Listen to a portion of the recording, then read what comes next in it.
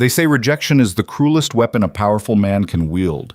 But what happens when the woman he discarded rises from the ashes stronger than the empire that tried to bury her?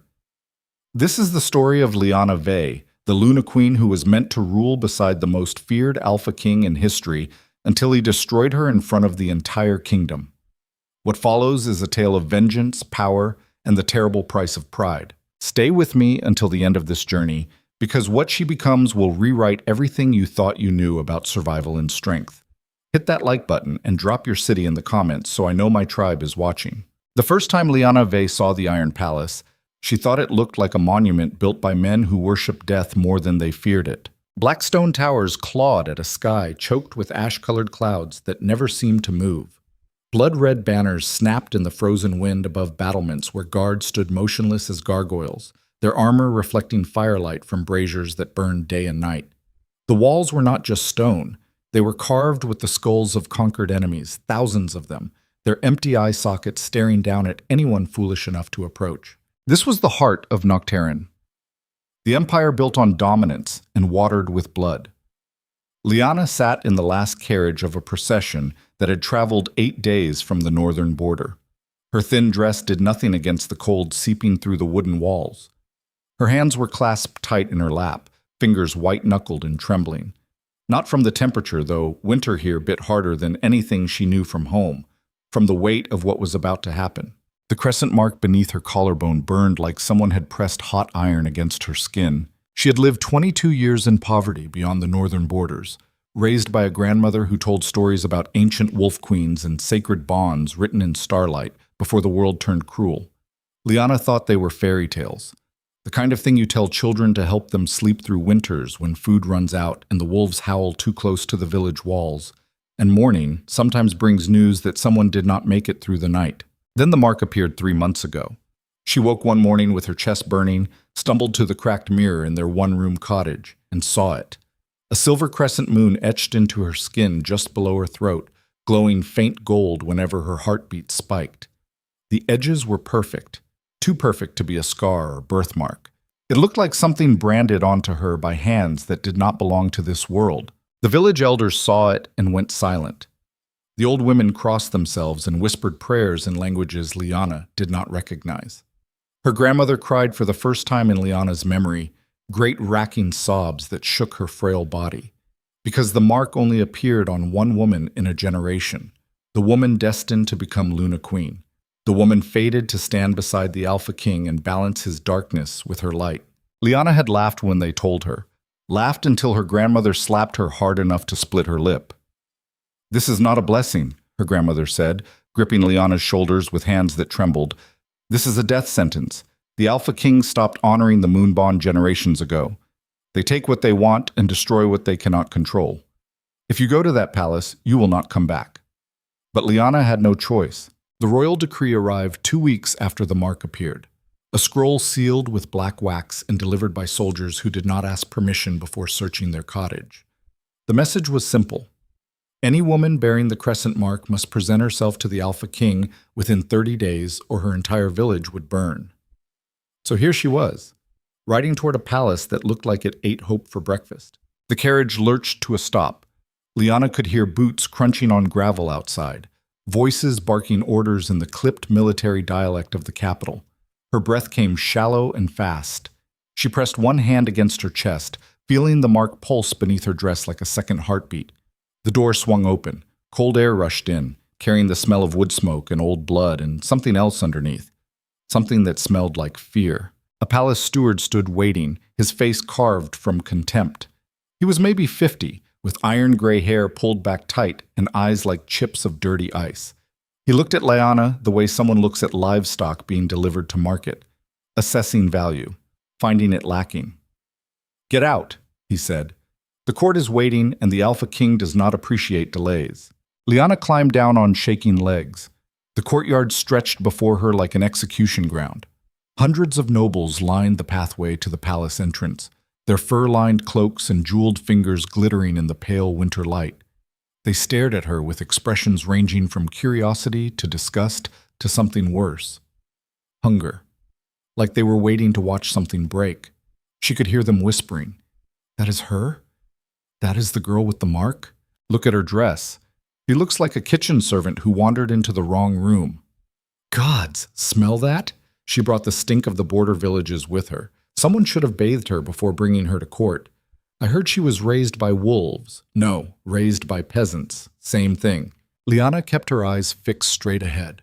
Her dark hair hung loose down her back because she had no money for pins or ribbons or any of the decorative things she saw in the hair of the noble women watching her. Her dress was the best she owned, but it was still patched wool dyed an uneven gray that had faded in places. Her boots were scuffed leather held together with strips of cloth she had tied herself. She looked exactly like what she was. A poor girl from nowhere walking into the center of an empire built on violence and blood and the bones of people who challenged it. The steward walked ahead of her, his pace deliberately fast, forcing Lyanna to almost run to keep up. The nobles parted to let them through, then closed ranks behind her like a trap snapping shut. She could feel their eyes on her back, could hear their laughter barely concealed behind gloved hands. The palace doors opened ahead. Golden light spilled across marble floors polished to a mirror shine, reflecting torches and tapestries and the faces of people who had never gone hungry a day in their lives. The throne room stretched impossibly vast, lined with columns carved to look like wolves frozen mid-leap. Their stone eyes seemed to follow Lyanna as she walked. Torches burned in iron sconces along the walls, their flames casting shadows that seemed to move with predatory intent. At the far end of the hall sat the Alpha throne. It was not a chair, it was a statement. Carved from black stone veined with silver, it rose 15 feet high and was flanked by iron braziers that burned with flames the color of old bones. The armrests were shaped like snarling wolf heads, their mouths open to show teeth filed to points. The back was etched with scenes of conquest, armies kneeling, cities burning, kings bowing before a single figure who stood above them all. And on that throne sat Kael Dravenor. Lyanna's breath stopped. She had heard stories about the Alpha King her entire life. They called him the Black Wolf of Kingsfall because entire armies broke against him like waves against cliffs. Men whispered his name in taverns like a curse. Mothers used him to frighten children into obedience. 31 years old and already a legend written in the screams of his enemies. A man who took what he wanted and burned everything else. But the stories did not prepare her for the reality of him. Kael sat utterly still, one hand resting on the arm of the throne, his posture radiating the kind of confidence that comes from never losing.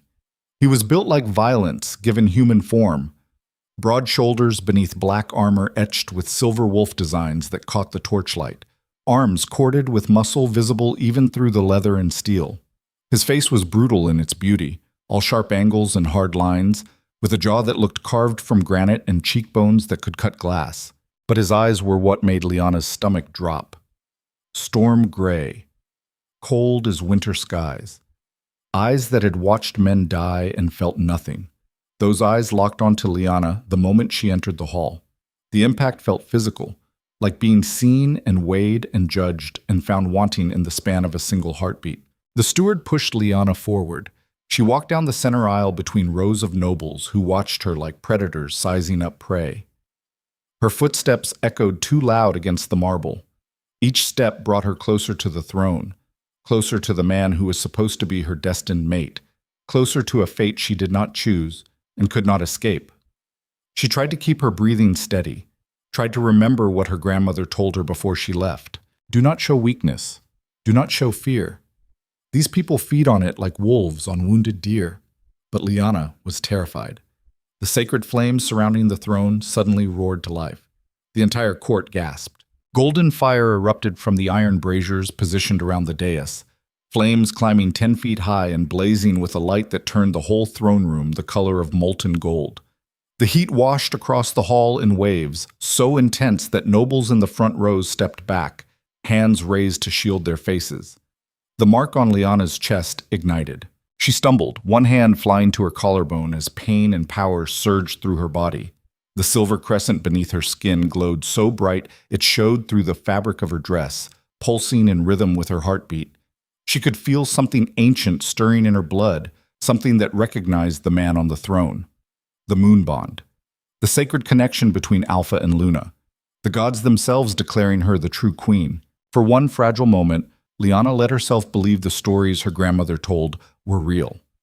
That destiny existed, that she was meant to stand beside this king and balance his darkness with her light.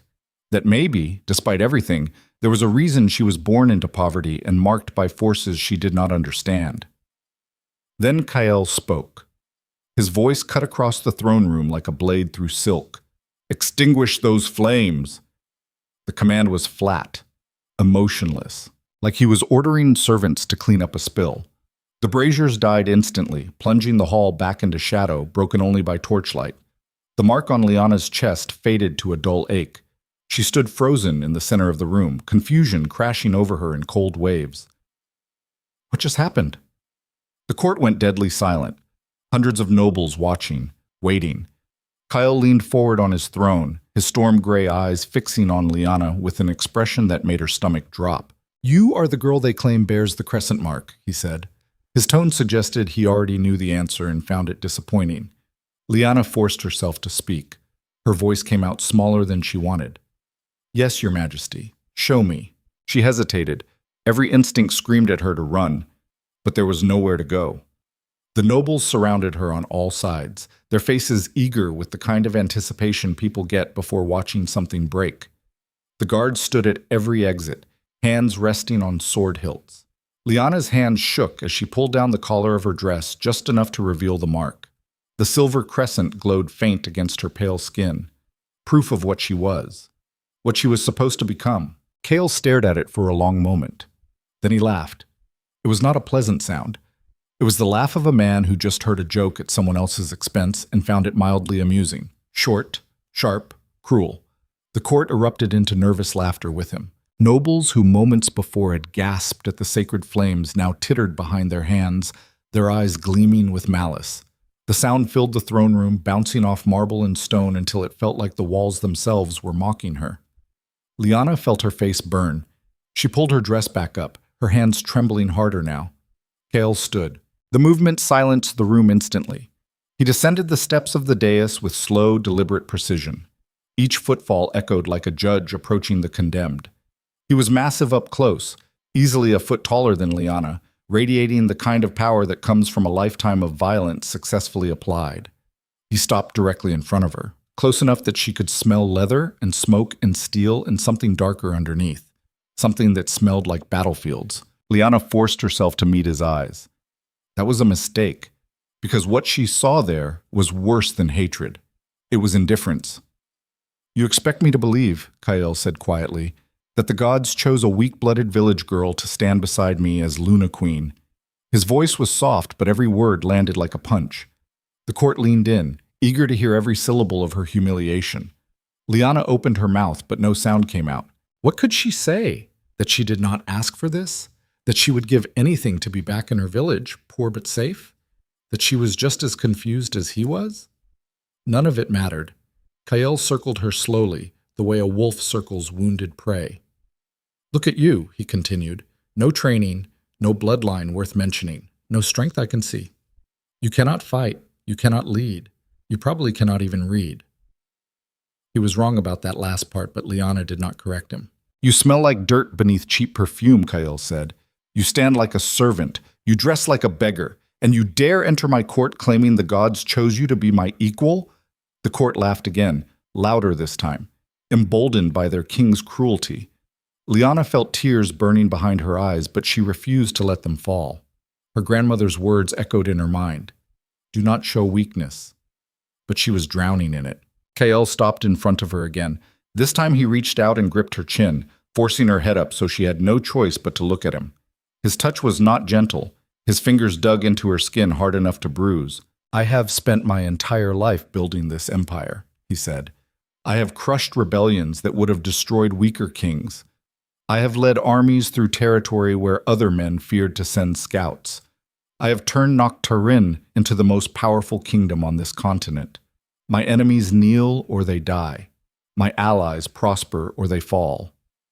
He leaned closer, close enough that Lyanna could see the scars on his face, a thin white line across his left eyebrow, another along his jaw. Marks of violence survived. "And you think I would chain myself to you?" he said. You think I would weaken everything I have built by accepting a mate chosen by superstition instead of strength? The words cut deeper than any blade.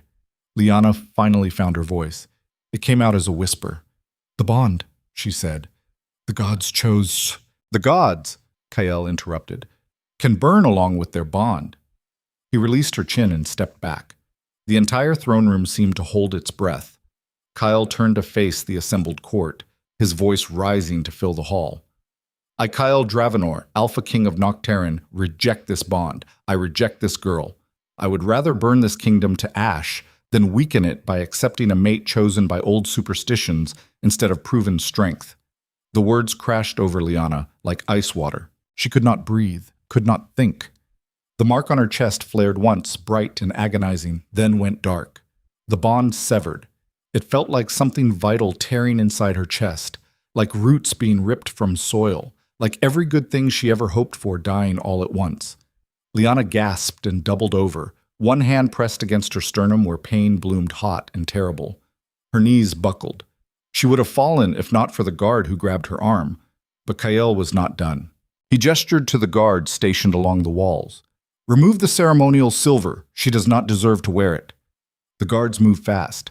They grabbed Lyanna before she could react, their hands rough and impersonal as they stripped the thin silver bracelets from her wrists, the silver chain from around her neck, even the small silver pin holding her hair back.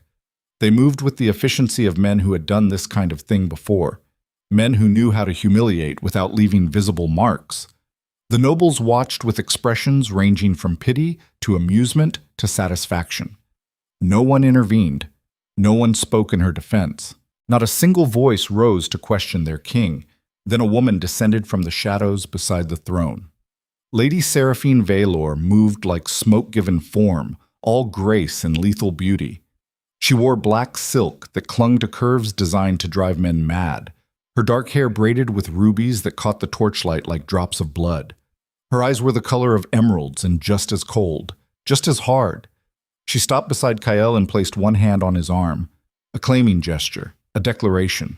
Kael looked at Seraphine the way he had refused to look at Lyanna, with want, with approval, with something that might have been affection if men like him were capable of it.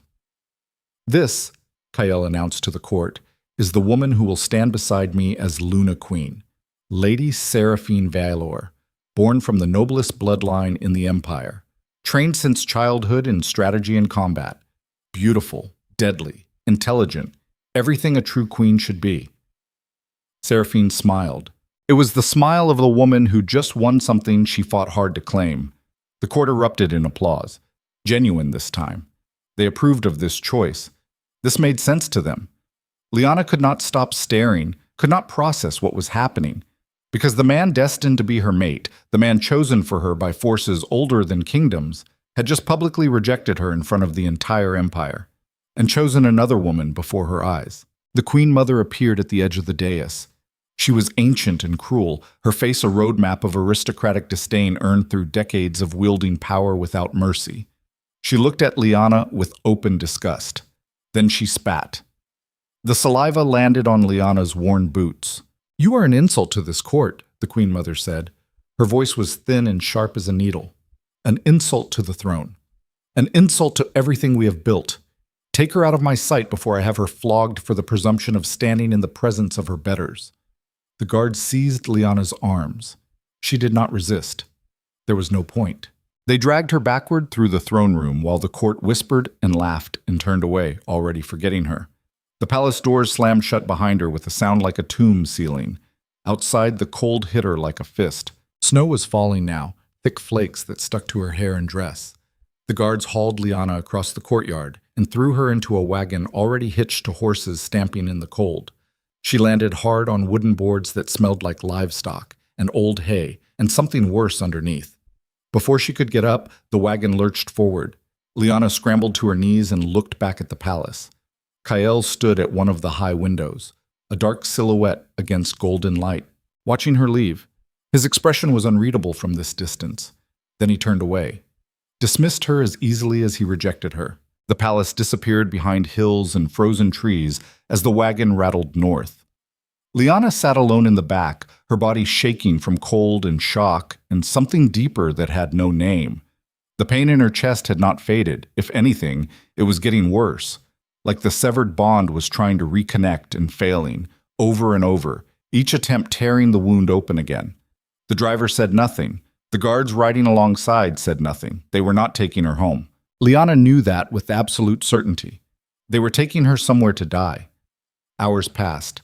The landscape grew wilder. Trees pressed close on both sides of the narrow road, their branches skeletal against a sky turning the color of old bruises. Snow began to fall harder, wind driving it horizontal across the wagon. Lyanna's dress was soaked through. Her fingers had gone numb. She could not feel her feet anymore. She thought about her grandmother, wondered if the old woman was still alive, wondered if she would ever know what happened to Lyanna. Probably not. The kingdom would forget she existed, just another girl marked by the gods and destroyed by men who feared what they could not control. Finally, the wagon stopped. One of the guards walked to the back and yanked Lyanna out by her arm. She stumbled and fell to her knees in snow, already ankle-deep. The Frostmourne Forest stretched ahead like a mouth waiting to swallow her. Ancient trees twisted together so thick that darkness pooled beneath their branches, even in daylight. The wind through the branches sounded like screaming. This was the forest where people went to die, where criminals were abandoned, where the kingdom sent anyone they wanted to disappear without the mess of a public execution. The guard looked down at Lyanna with something almost like pity. Almost. "King's orders," he said. "You die here or you die later. Makes no difference to us. But you do not come back." Then they left. The wagon rumbled away back toward the capital, its wheel tracks filling with snow almost as fast as it moved. Within minutes, Lyanna could not hear it anymore. Just the wind, just the trees, just her own breathing, shallow and fast. She was alone. The forest pressed in on all sides, trees creaking in the wind like old bones settling. The temperature was dropping fast. Lyanna could see her breath misting in the air, each exhale a little cloud that vanished almost immediately. Her thin dress was already frozen stiff in places. Ice crystals formed on her eyelashes. She tried to stand, but her legs would not hold her. Pain radiated from the center of her chest where the bond had torn. It felt like her heart was trying to beat around a hole that should not exist. Every breath hurt. Every heartbeat was agony. Lyanna looked up at the sky. The sun was setting.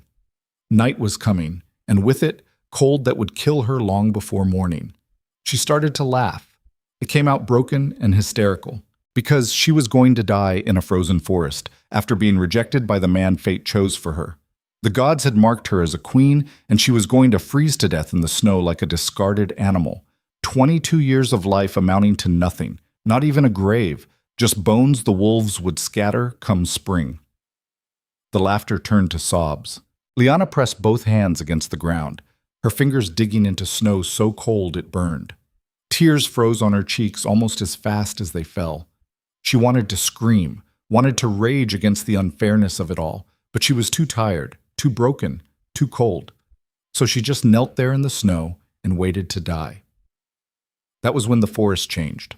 The temperature dropped even further, fast enough that Lyanna's breath turned to ice crystals in the air. The wind died completely. An unnatural silence settled over the trees. Even the creaking stopped. The world held its breath. Then the wolves came. Lyanna heard them before she saw them. Paws crunching through snow, low growls vibrating through the frozen air, the sound of predators moving with purpose. She looked up. 6 wolves emerged from the tree line. They were massive, each one easily the size of a warhorse. Ghost-pale fur that seemed to glow against the darkening forest. Eyes that glowed the color of winter moons, bright and terrible and beautiful all at once. They moved in a circle around her, close enough that Lyanna could see the steam rising from their open mouths, could see the muscles shifting beneath thick fur, could see teeth designed to tear through flesh and bone. She should have been terrified, should have screamed or tried to run, or at least tried to defend herself, but something in her blood recognized them, something older than fear. The wolves stopped circling. The largest one, a male with a scar across his muzzle and eyes like silver fire, stepped forward until he was close enough to touch. He lowered his massive head and sniffed at Lyanna's chest where the mark still pulsed faint beneath her dress. For a long moment, Nothing happened. Then he did something impossible. He bowed. His front legs folded beneath him, his head lowering until his muzzle nearly touched the snow. All 6 wolves followed suit, dropping to their bellies in the snow, heads lowered in submission.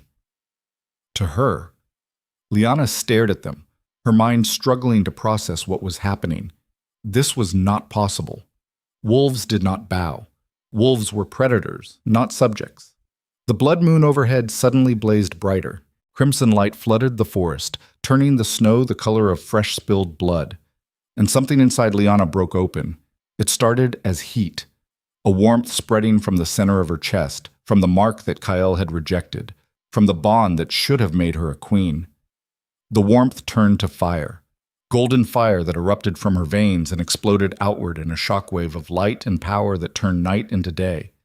Lyanna screamed. The sound tore from her throat, raw and primal as energy poured through her body. Her skin glowed, her hair lifted in a wind that came from nowhere and everywhere at once. The snow around her melted in a perfect circle, revealing frozen earth beneath. The wolves howled. Their voices rose in a chorus that echoed through the forest like a war cry, like a proclamation, like a promise of violence to come. And 300 miles south, inside the Iron Palace, Kael Dravenor suddenly stopped mid-sentence during a conversation with his generals about supply lines and troop movements. Pain ripped through his chest. Agony so intense he dropped to one knee, one hand pressed against his sternum, his face going white. The generals rushed forward, but Kael waved them back with his free hand. "Your Majesty," one of them said. "What?" Kael could not answer, could not breathe, because he could feel it. The bond.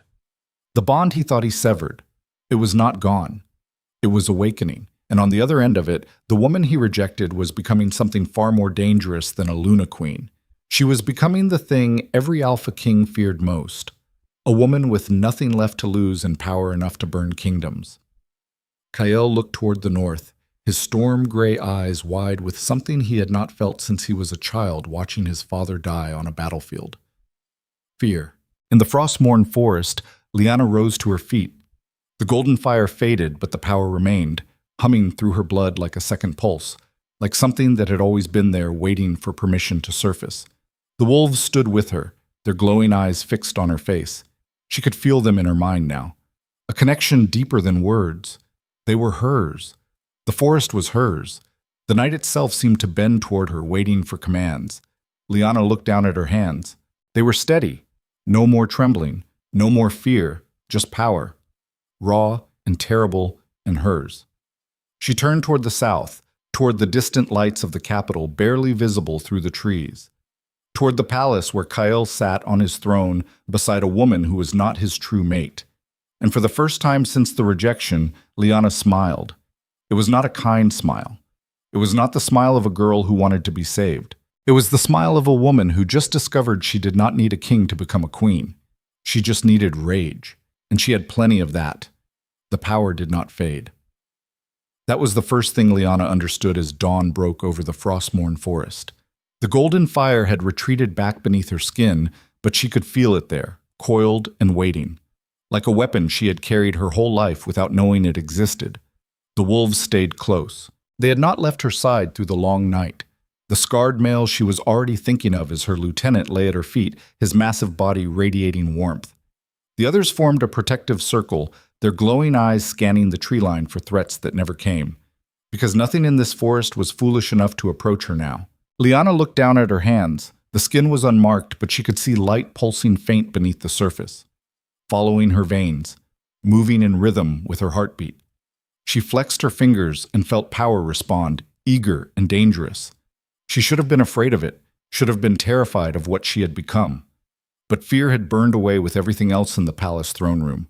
What remained was clarity, cold and sharp as broken glass. Here is what nobody tells you about rejection when it comes from a man who was supposed to be your destiny. It does not just break your heart, it breaks your understanding of how the world works. You spend your whole life believing that goodness matters, that fate has a plan, that suffering leads somewhere meaningful. Then a man looks at you like you are dirt beneath his boots and destroys that belief in front of everyone who matters. And you realize the world does not run on fairness or destiny, or the promises whispered by grandmothers who wanted you to have hope. It runs on power, on who has it and who does not, on who can take what they want and who gets crushed for daring to exist in the wrong place at the wrong time. The kingdom thought she would die in this forest. Kael thought rejecting her would end the problem she represented. They were both wrong, because rejection does not destroy a woman marked by forces older than empires. It transforms her into something far more dangerous than a queen ever could have been. It creates a weapon with nothing left to lose. Lyanna stood and the wolves rose with her. The scarred male looked up at her, waiting. She could feel the connection between them now. Not words exactly, more like intent flowing both directions. She thought of moving north and felt his agreement before he even shifted his weight. They understood each other. Predators recognized their own. Lyanna started walking deeper into the forest, and the pack followed without question. She had no destination in mind, no plan beyond survival. But with each step, something became clearer. The power humming through her veins was not random. It had purpose, direction, like a river flowing toward something inevitable. The forest opened onto a ravine she should not have been able to cross. Lyanna stopped at the edge and looked down. 50 feet of sheer rock face dropping into darkness. On the other side, ruins jutted from the snow. Old stone, ancient architecture half buried by centuries of ice and neglect. The wolves did not hesitate. They leaped across the gap like it was nothing, landing silent on the far side. Lyanna stared at the distance. Too far. Impossible. But the power in her blood disagreed. She backed up 3 steps, then ran. Her body left the ground, and for one terrible moment she was airborne. Wind screaming past her ears, the ravine yawning beneath her like a hungry mouth. Then she landed, hard enough that snow exploded around her boots, but she did not fall, did not stumble. The impact should have shattered her legs. Instead, she felt nothing but the steady pulse of power confirming what she had just done. The ruins rose ahead. What remained of them anyway? Collapsed towers, broken archways, walls carved with symbols that predated the current kingdom by centuries. This was old construction, built before the Alpha Kings corrupted the throne, before women like her were hunted instead of honored. Lyanna walked through a gap in the outer wall. The wolves spread out, exploring with the casual confidence of animals who knew they were the apex predators here. The scarred male stayed beside Lyanna as she moved deeper into the ruins. The central structure was mostly intact. A temple. She knew it the moment she saw the altar carved with phases of the moon, the crescent symbol etched into every surface. The same symbol burned into her skin. This place was built to honor women like her, Luna queens who ruled beside their alphas as equals, not property, before men decided power was something to hoard instead of share. Lyanna's hand traced the carved stone. How many women had stood here before her? How many had been marked by forces older than kingdoms, only to be destroyed by kings who feared what they represented? A sound made her turn. Not the wolves. Something else. Movement in the shadows at the far end of the temple. The wolves growled low, bodies tensing for violence. Lyanna raised one hand and they went silent. A figure stepped into the dim light filtering through cracks in the ceiling. A woman. Old enough that her face was a map of deep lines, her hair white as fresh snow. But she moved like someone decades younger, her back straight and her eyes sharp as broken glass. She wore leather armor that had seen better years and carried a curved blade at her hip that looked like it had tasted blood recently. She stopped 10 feet from Lyanna and studied her with an expression that gave nothing away. "You survived," the woman said. Her voice was rough from disuse or smoke or both. "That alone makes you dangerous." Lyanna's hand moved toward the nearest wolf, but the woman shook her head. "Your pack will not help you if I decide you are a threat. I have killed Luna queens before. I can do it again." The words should have been terrifying. Instead, they were almost comforting, because they confirmed Lyanna was not insane. Other women had been marked. Other women had survived. "Who are you?" Lyanna said. The woman smiled without humor. "My name is Mira. I was captain of the Lunar Guard before your grandmother's grandmother was born, back when Luna queens actually ruled instead of dying in forests like this one." She gestured at the ruins around them. This was the Temple of the First Moon, built to train women marked by powers older than the kingdoms that tried to erase them, to teach them how to wield what they were given instead of being destroyed by it.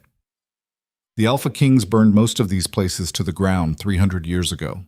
This one survived because it is buried deep enough that even their hatred could not reach it. Lyanna's mind was racing. You have been here all this time? Mira's expression darkened. I have been everywhere, watching, waiting, hoping the powers that mark women like us would choose another strong enough to survive what comes after rejection. She stepped closer. Most do not make it past the first night. The bond severing kills them, or they freeze, or they give up and let the wolves tear them apart because death is easier than the pain. But you are still standing, still breathing, which means you might actually be worth training. Training for what? Lyanna said. Mira's smile turned sharp. War, revenge, taking back what men like Kael Dravenor stole from every woman who came before you. The words hung in the frozen air between them.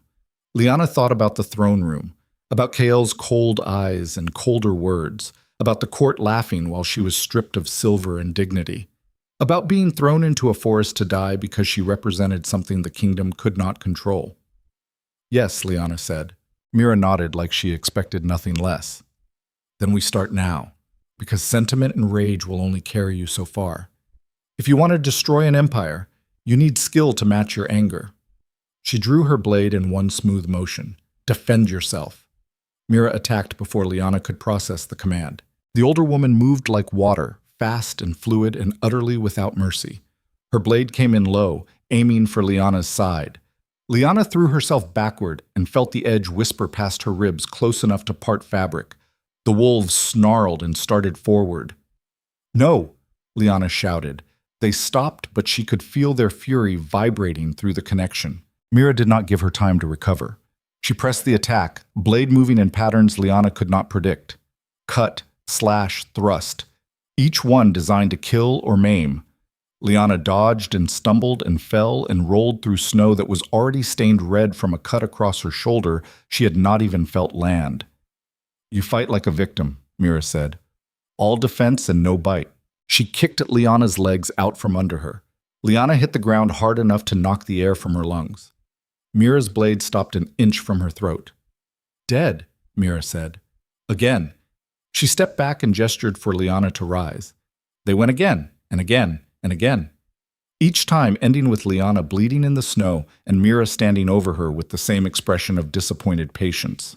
You have power, Mira said after the 7th attempt. I can feel it burning under your skin. But power without control is just noise. Rage without technique is suicide. She hauled Lyanna to her feet. The Alpha Kings do not fear angry women. They have been killing angry women for centuries. What they fear is a woman who can turn rage into strategy, pain into precision, humiliation into a weapon sharp enough to cut through armor and bone and pride. Lyanna spat blood into the snow. Then teach me. Mira smiled. That is what I am doing. They trained until Lyanna could not lift her arms. Then they trained more. Days blurred together in a haze of exhaustion and pain and slow, brutal progress. Mira was relentless. She did not allow rest beyond what was necessary to prevent death, did not permit excuses or complaints. She moved through the ruins like a ghost, appearing without warning to attack from angles Lyanna never anticipated. But slowly, something changed. Lyanna stopped fighting like prey and started fighting like a predator. Her body learned to move without thought, to read the shift of weight that preceded an attack, to see openings in defense that lasted only heartbeats. The power in her blood stopped being a distraction and became a tool she could shape and direct. 2 weeks after arriving at the temple, Lyanna finally landed a hit. Her blade caught Mira across the forearm, drawing blood. They both froze. Then Mira laughed. It was the first genuine sound of pleasure Lyanna had heard from her. Good, Mira said. Now we can actually begin. The training intensified. Mira taught her how to channel the golden fire without burning herself out, how to use the connection with the wolves to see through their eyes, how to move through snow without leaving tracks, how to kill silently, how to kill loudly when terror served a purpose. But more than combat, Mira taught her about the kingdom.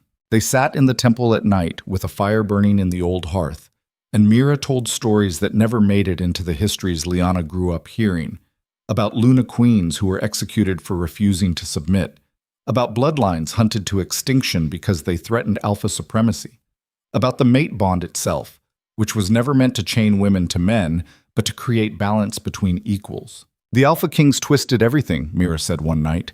They took a sacred connection and turned it into ownership. Rejection became a weapon to destroy any woman they deemed unworthy, and unworthy just meant unwilling to kneel. She stared into the flames. Kael Dravenor is not the first king to reject his true mate. He is just the most recent in a long line of men who chose power over partnership. But he made a mistake his predecessors did not. What mistake? Lyanna said. Mira looked at her. He let you live long enough to awaken. Most kings execute rejected mates immediately, claim it as mercy, a clean death instead of slow suffering. But Kael's pride demanded a crueler punishment. He wanted you to die knowing you were worthless. Her smile was sharp as her blade. Instead, you became the most dangerous thing in his kingdom. A Luna queen with nothing left to lose and every reason to watch his empire burn. Lyanna thought about that for a long time. Meanwhile, 300 miles south, Kael Dravenor was learning that severing a mate bond did not end the connection. It poisoned it. He could not sleep without dreams of silver eyes and dark hair, and accusations spoken in a voice that sounded like his own conscience. Could not hunt without his wolf raging inside his mind, furious at the rejection. Could not shift without pain tearing through his body, like someone was flaying him from the inside out. His generals noticed. The court whispered. Seraphine watched him with eyes that calculated advantages. "You need rest," she said one night after he collapsed during a state dinner. They were alone in his chambers. Kael sat on the edge of his bed, his head in his hands, breathing hard. "I am fine," he said. Seraphine moved closer. "You are not fine. You have not been fine since you rejected that girl." "Do not speak of her," Kael said. The words came out harsher than he intended. Seraphine did not flinch. She never flinched.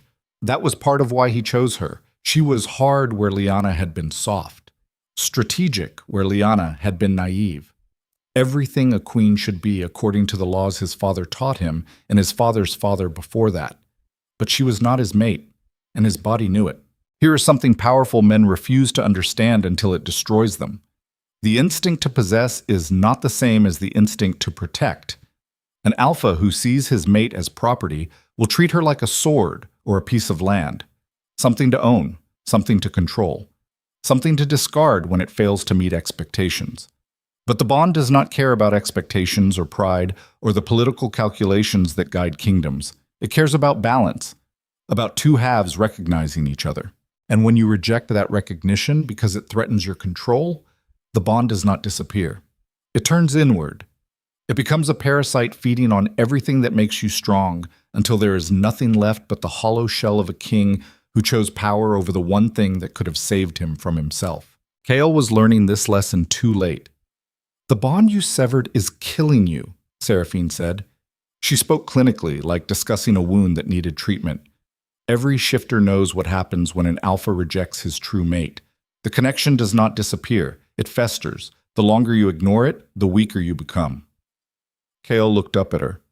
"What would you have me do? Crawl north and beg forgiveness from a girl I destroyed in front of my entire court?" Seraphine's expression did not change. "I would have you survive.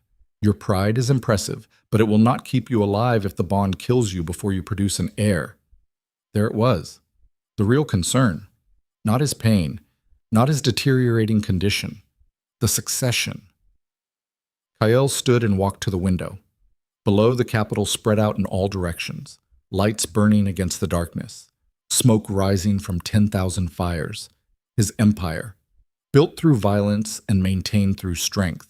And it was crumbling because he rejected a girl with silver eyes. The irony would have been funny if it was not destroying him. "I will handle it," he said. "How?" Seraphine asked. Kael's reflection in the window looked like a stranger, gaunt, exhausted, haunted. "I will find her," he said, "and I will end this permanently." Seraphine was silent for a long moment. "You mean kill her?" "Yes." "And if the bond kills you when she dies?" "Then it kills me," Kael said. "But at least the problem ends." Seraphine left without another word. Kael stood at the window until dawn, staring north toward the Frostmourne Forest where he had sent Lyanna to die. He could feel her, faint but present, still alive, still connected to him through the poisoned bond. It should have been impossible. The cold alone should have killed her. The wolves, starvation, any of a dozen things that made the Frostmourne a death sentence. But she survived. And that terrified him more than he would ever admit, because if she survived the forest, what else might she survive? The thought followed him through the following weeks as he prepared an expedition north. He told the court it was a hunting trip, told his generals it was reconnaissance, told himself it was necessary. The truth was simpler and uglier.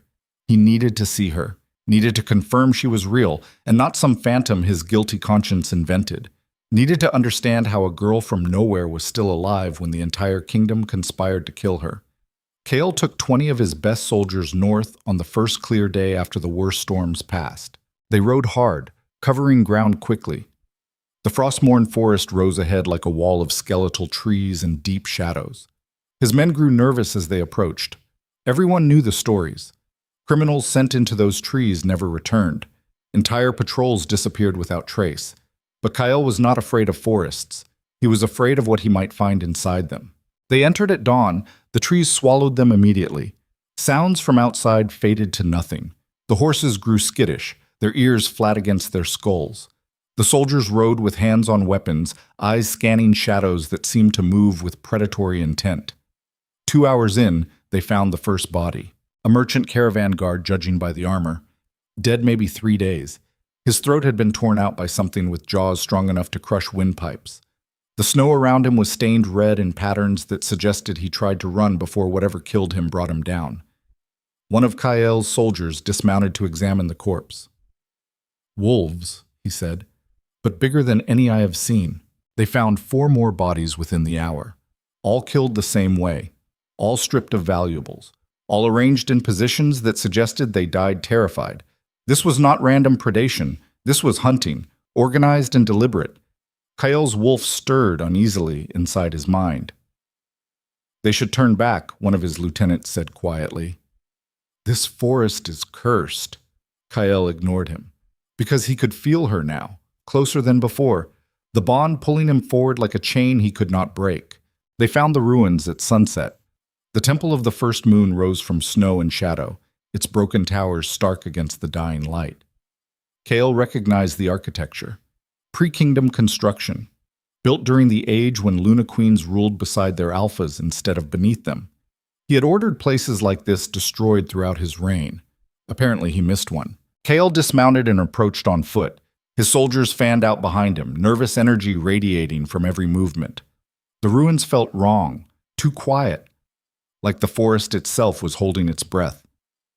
Then the wolves appeared, 6 of them, ghost pale and massive and utterly silent.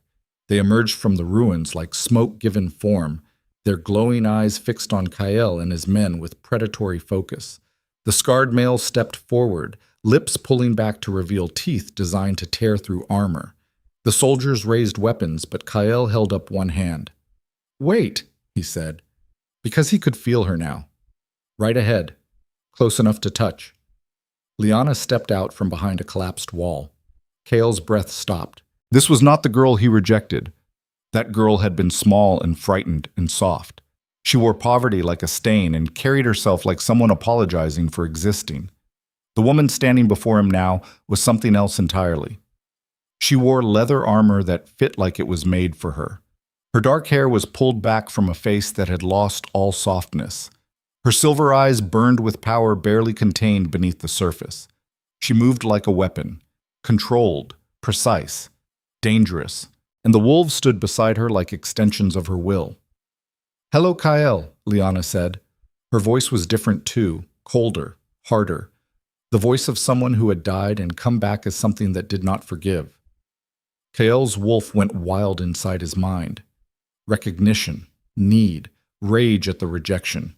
He forced it down and made himself speak. "You survived." Lyanna smiled without warmth. "Disappointed?" One of Kael's soldiers stepped forward. "Your Majesty, this is the girl you—" "I know who she is," Kael said without looking away from Lyanna. "Lower your weapon." The soldier hesitated, then obeyed. Kael studied the woman before him, trying to reconcile her with the broken girl dragged from his throne room months ago. Failing. "You were supposed to die," he said. Lyanna's expression did not change. "I did. This is what came back." She gestured and the wolves moved, not attacking, just shifting position to surround Kael's men. A statement of power. A reminder of who controlled this forest. Kael's hand moved to his sword, but he did not draw it. "What do you want?" Lyanna tilted her head. "What do I want?" That is an interesting question from the man who publicly destroyed me before choosing another woman to warm his throne. She stepped closer.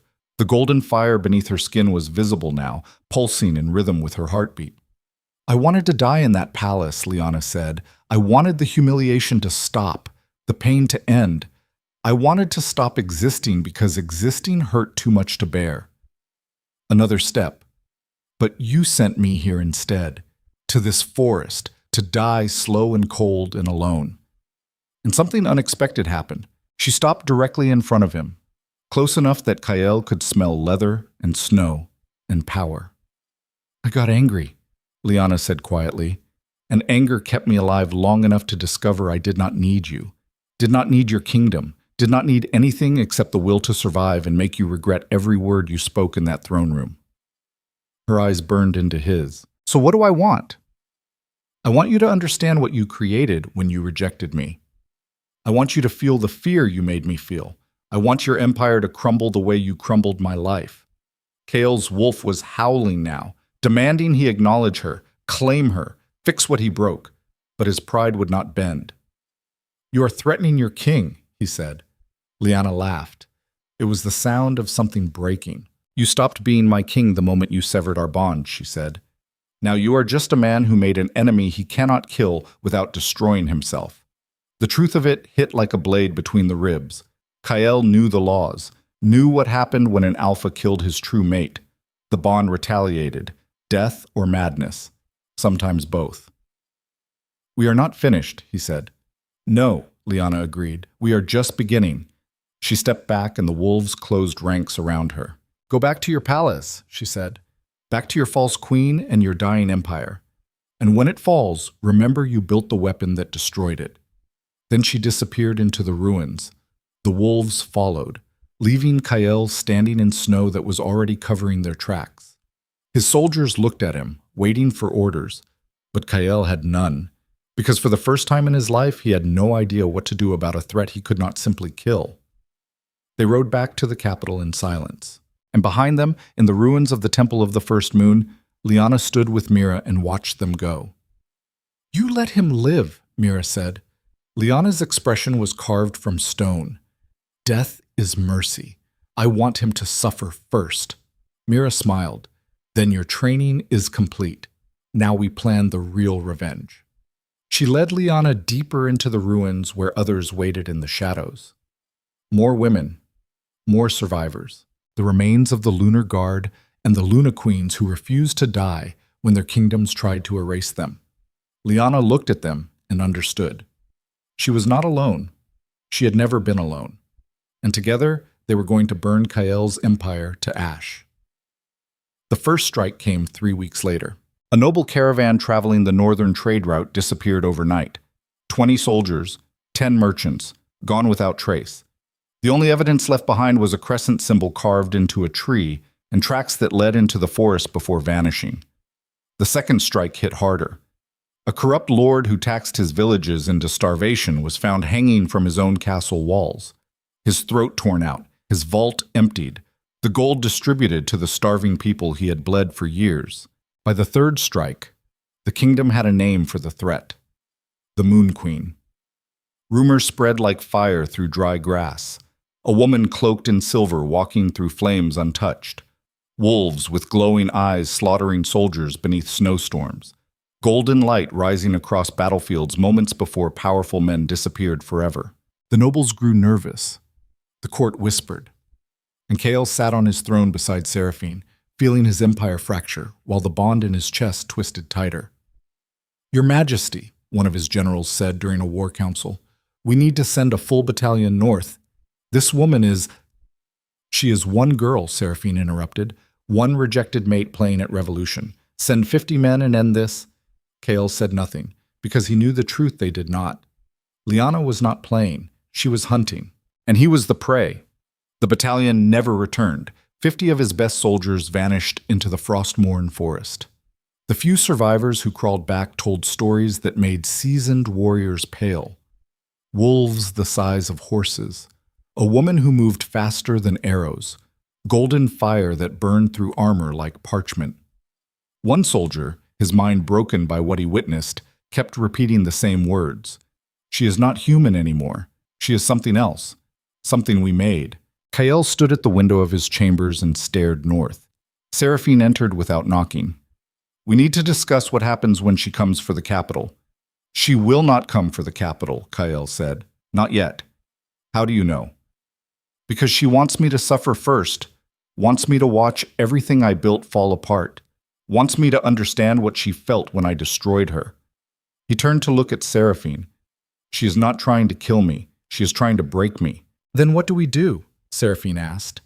Kael's expression was carved from stone. We give her what she wants. The Crimson Masquerade was supposed to be untouchable. Every year, the most powerful noble families in Nocturne gathered in the Iron Palace for 3 nights of excess disguised as tradition. Masks covered faces, but everyone knew who stood behind the jeweled silk and painted leather. Alliances were forged over wine that cost more than a village could earn in a year. Secrets were traded like currency. Blood feuds were temporarily suspended because even enemies understood that some spaces existed above violence. The palace had never been breached during the masquerade in 300 years of history. Lyanna planned to change that. She stood in the ruins of the Moon Temple with Mira and 12 other women, studying maps of the capital spread across stone that once held ceremonies honoring queens instead of burying them. The maps were detailed. Guard rotations, patrol routes, weak points in the palace defenses that had existed so long they had become invisible to the people responsible for security. Mira's finger traced a line along the eastern wall. Here. The old servants' entrance. They sealed it decades ago, but the structure is still there beneath new stonework. We can breach it with enough force. One of the other women, a former noble named Kestra who had been rejected by her mate and left to die in the same forest, leaned forward. The guards will respond within minutes. We will be trapped inside. Lyanna looked up from the map. Good. I want them to respond. I want every noble in that palace to see what happens when you build an empire on the backs of women you tried to erase. Mira studied her carefully. This is not a raid.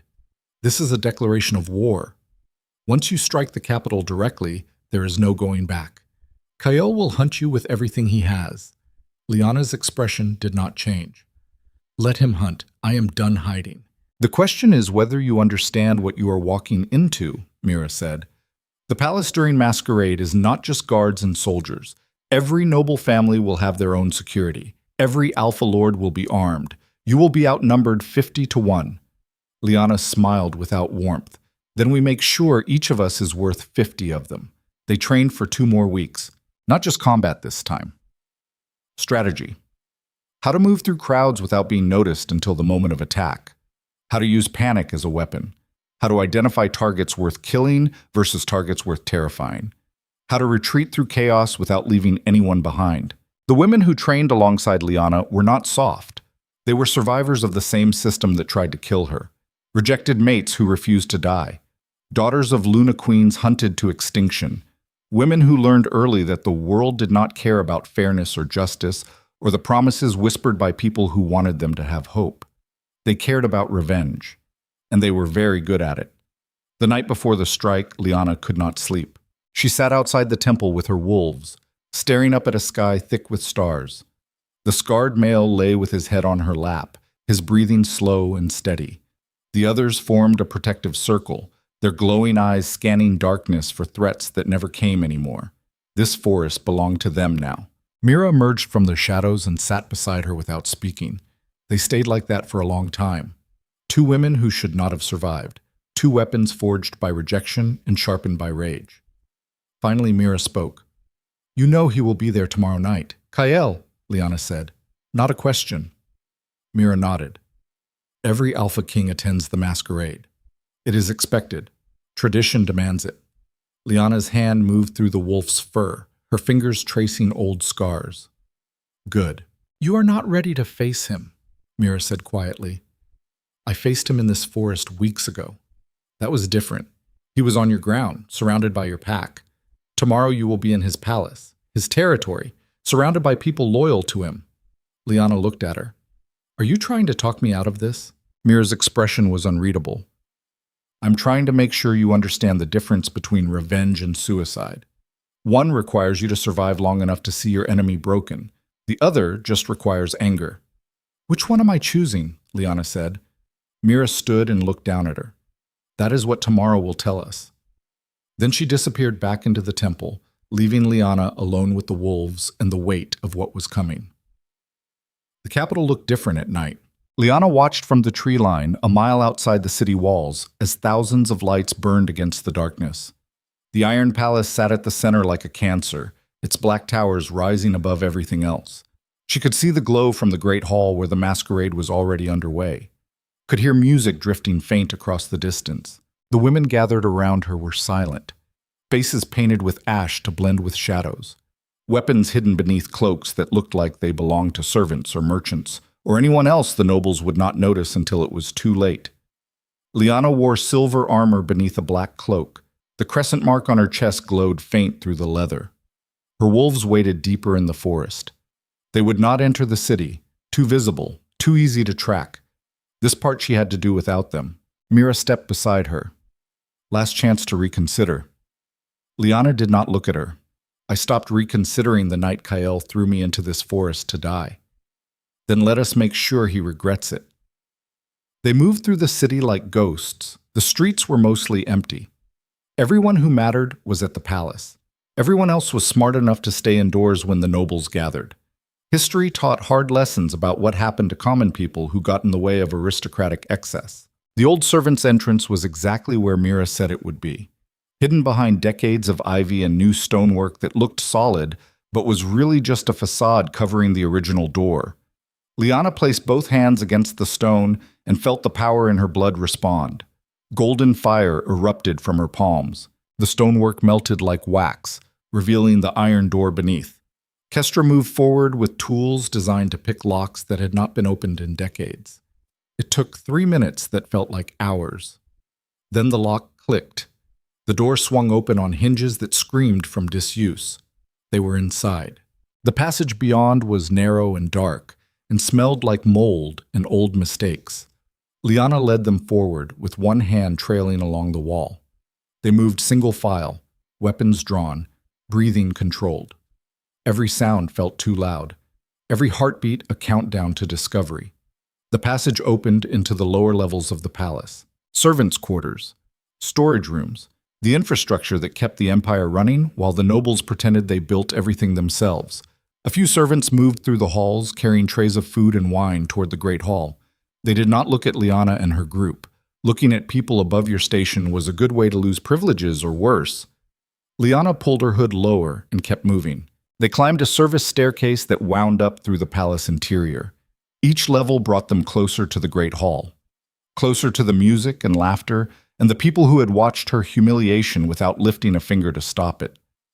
The scarred male's voice echoed in her mind through the connection they shared. He was miles away, but she could feel his concern, his urge to protect. She pushed the feeling aside. This was not a fight he could help her win. The great hall doors stood 30 feet tall, carved from dark wood and inlaid with silver in patterns that depicted the history of the kingdom. Conquests, executions, kings standing over piles of enemies. Not a single image showed a Luna Queen. They had been erased from history like they never existed. Lyanna was about to remind the kingdom they were wrong. She looked at the women around her, Mira, Kestra, 10 others whose names she had learned and whose stories she carried like weapons. They nodded.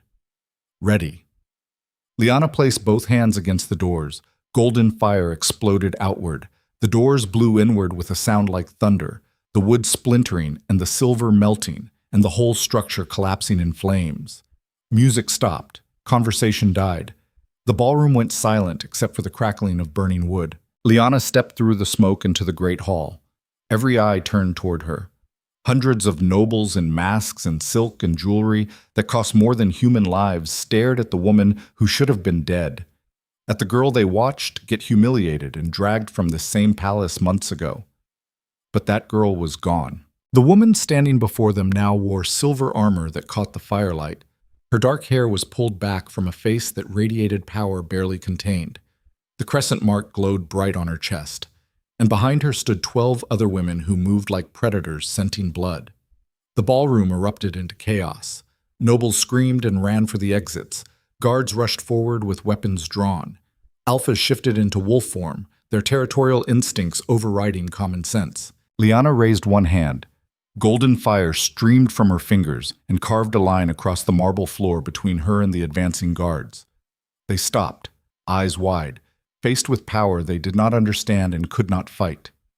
"Where is Kael?" Lyanna said. Her voice cut through the panic like a blade. No one answered.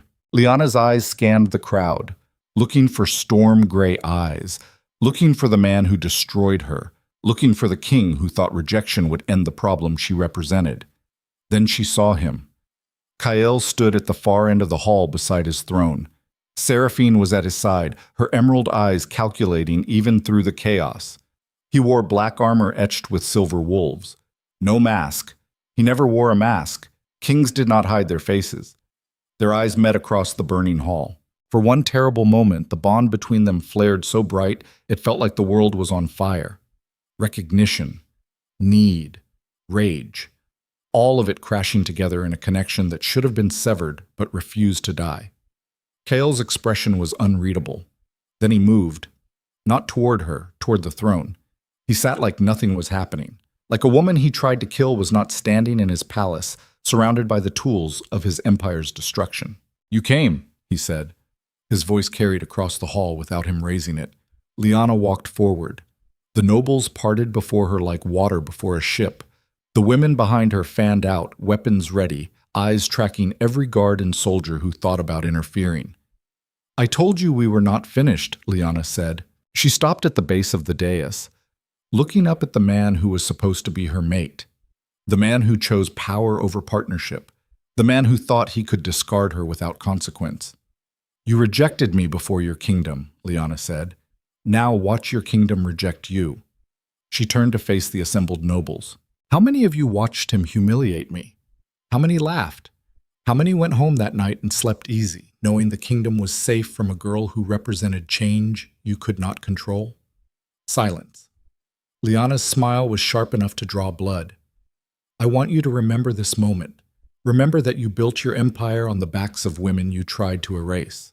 Remember that rejection does not destroy us. It transforms us into something far more dangerous than you ever imagined." She gestured to Mira. 3 nobles were dragged forward. Men Lyanna recognized from intelligence gathered over months of preparation. A lord who taxed villages into starvation, a general who executed prisoners for entertainment, a magistrate who sold young women to brothels when their families could not pay debts he invented. "These men," Lyanna said, "represent everything wrong with your kingdom. They take and never face consequences because power protects power." She drew the blade Mira had given her. "Not anymore." The executions were quick, professional, the kind of killing that came from training and purpose instead of rage. 1, 2, 3. Bodies hitting marble, blood pooling across floor where nobles danced minutes before. The court watched in stunned horror, because violence was supposed to flow one direction in this empire, from the powerful down to the powerless. Never the reverse. Never up toward the people who thought themselves untouchable. Lyanna was rewriting the rules written in blood centuries before she was born. Then everything went wrong. Seraphine moved faster than anyone expected. One moment she stood beside the throne. The next she was across the hall with the blade at Kestra's throat. The woman Lyanna trusted. The woman who survived her own rejection and fought beside her through weeks of training. "Nobody move," Seraphine said. Her voice was calm, almost pleasant. Lyanna froze. The other women tensed but did not attack. One wrong move and Kestra died. Seraphine smiled. "Did you really think this would be so easy? Did you think I would just stand here and watch you destroy everything I worked for?" She pressed the blade harder against Kestra's throat. A thin line of blood appeared. I have been planning this since before you arrived at the palace, girl. Since before the sacred flames declared you Luna Queen. Since before Kael's pride made him reject what he should have protected. Lyanna's mind was racing. What are you talking about? Seraphine's smile widened. I'm talking about control. Real control. Not the pathetic bond between mates. Not the superstitious marking by powers nobody understands. I'm talking about ruling this empire the way it was always meant to be ruled. Through strength, through strategy, through the kind of power that does not depend on destiny or fate or any of the lies they tell children to make them believe the world is fair. She looked at Kael. You were always going to reject her. I made sure of it. Poisoned your judgment. Manipulated the court. Made you believe accepting her would weaken you, and you fell for it because your pride demanded it. Kael stood slowly. What did you do? Seraphine laughed. I did what needed to be done. I removed the obstacle to my throne, and in the process, I created the perfect weapon. She gestured at Lyanna with her free hand. A rejected Luna Queen filled with rage. A woman willing to burn the kingdom to ash for revenge. Do you know what happens when an empire falls into chaos? When nobles are terrified and the common people rise up and the old order crumbles? Her eyes glittered with something dark and hungry. Whoever restores order becomes the new ruler. And I have been building my forces for years, loyal soldiers, noble houses sworn to me, resources hidden across the kingdom. When this civil war you started destroys both Kael and the empire he built, I will be the one left standing. The words crashed over Lyanna like ice water, because she understood now. Seraphine had orchestrated everything, the rejection, the humiliation, the survival in the forest, all of it designed to create a weapon that would destroy Kael and weaken the kingdom enough that someone else could take control. Lyanna had been played from the beginning. Worse, Seraphine was not done talking.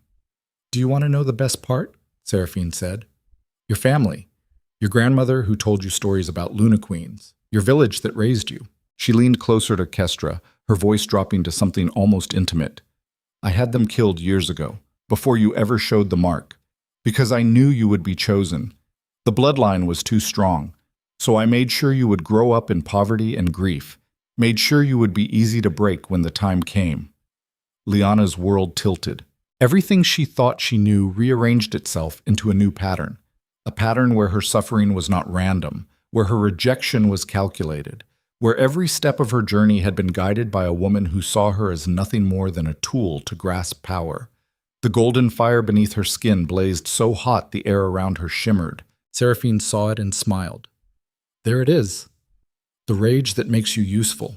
Go ahead, burn this palace, kill Kael, destroy the empire.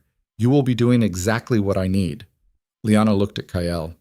He stood frozen, staring at Seraphine with an expression that suggested his entire understanding of reality was collapsing, because he had trusted her, chosen her, given her access to his power and his court and his confidence, and she had used all of it to destroy him. Here is something about betrayal that nobody tells you until you experience it yourself. The worst kind does not come from enemies. It comes from the people you trusted, the people you let close enough to see your weaknesses and fears and the parts of yourself you hide from everyone else.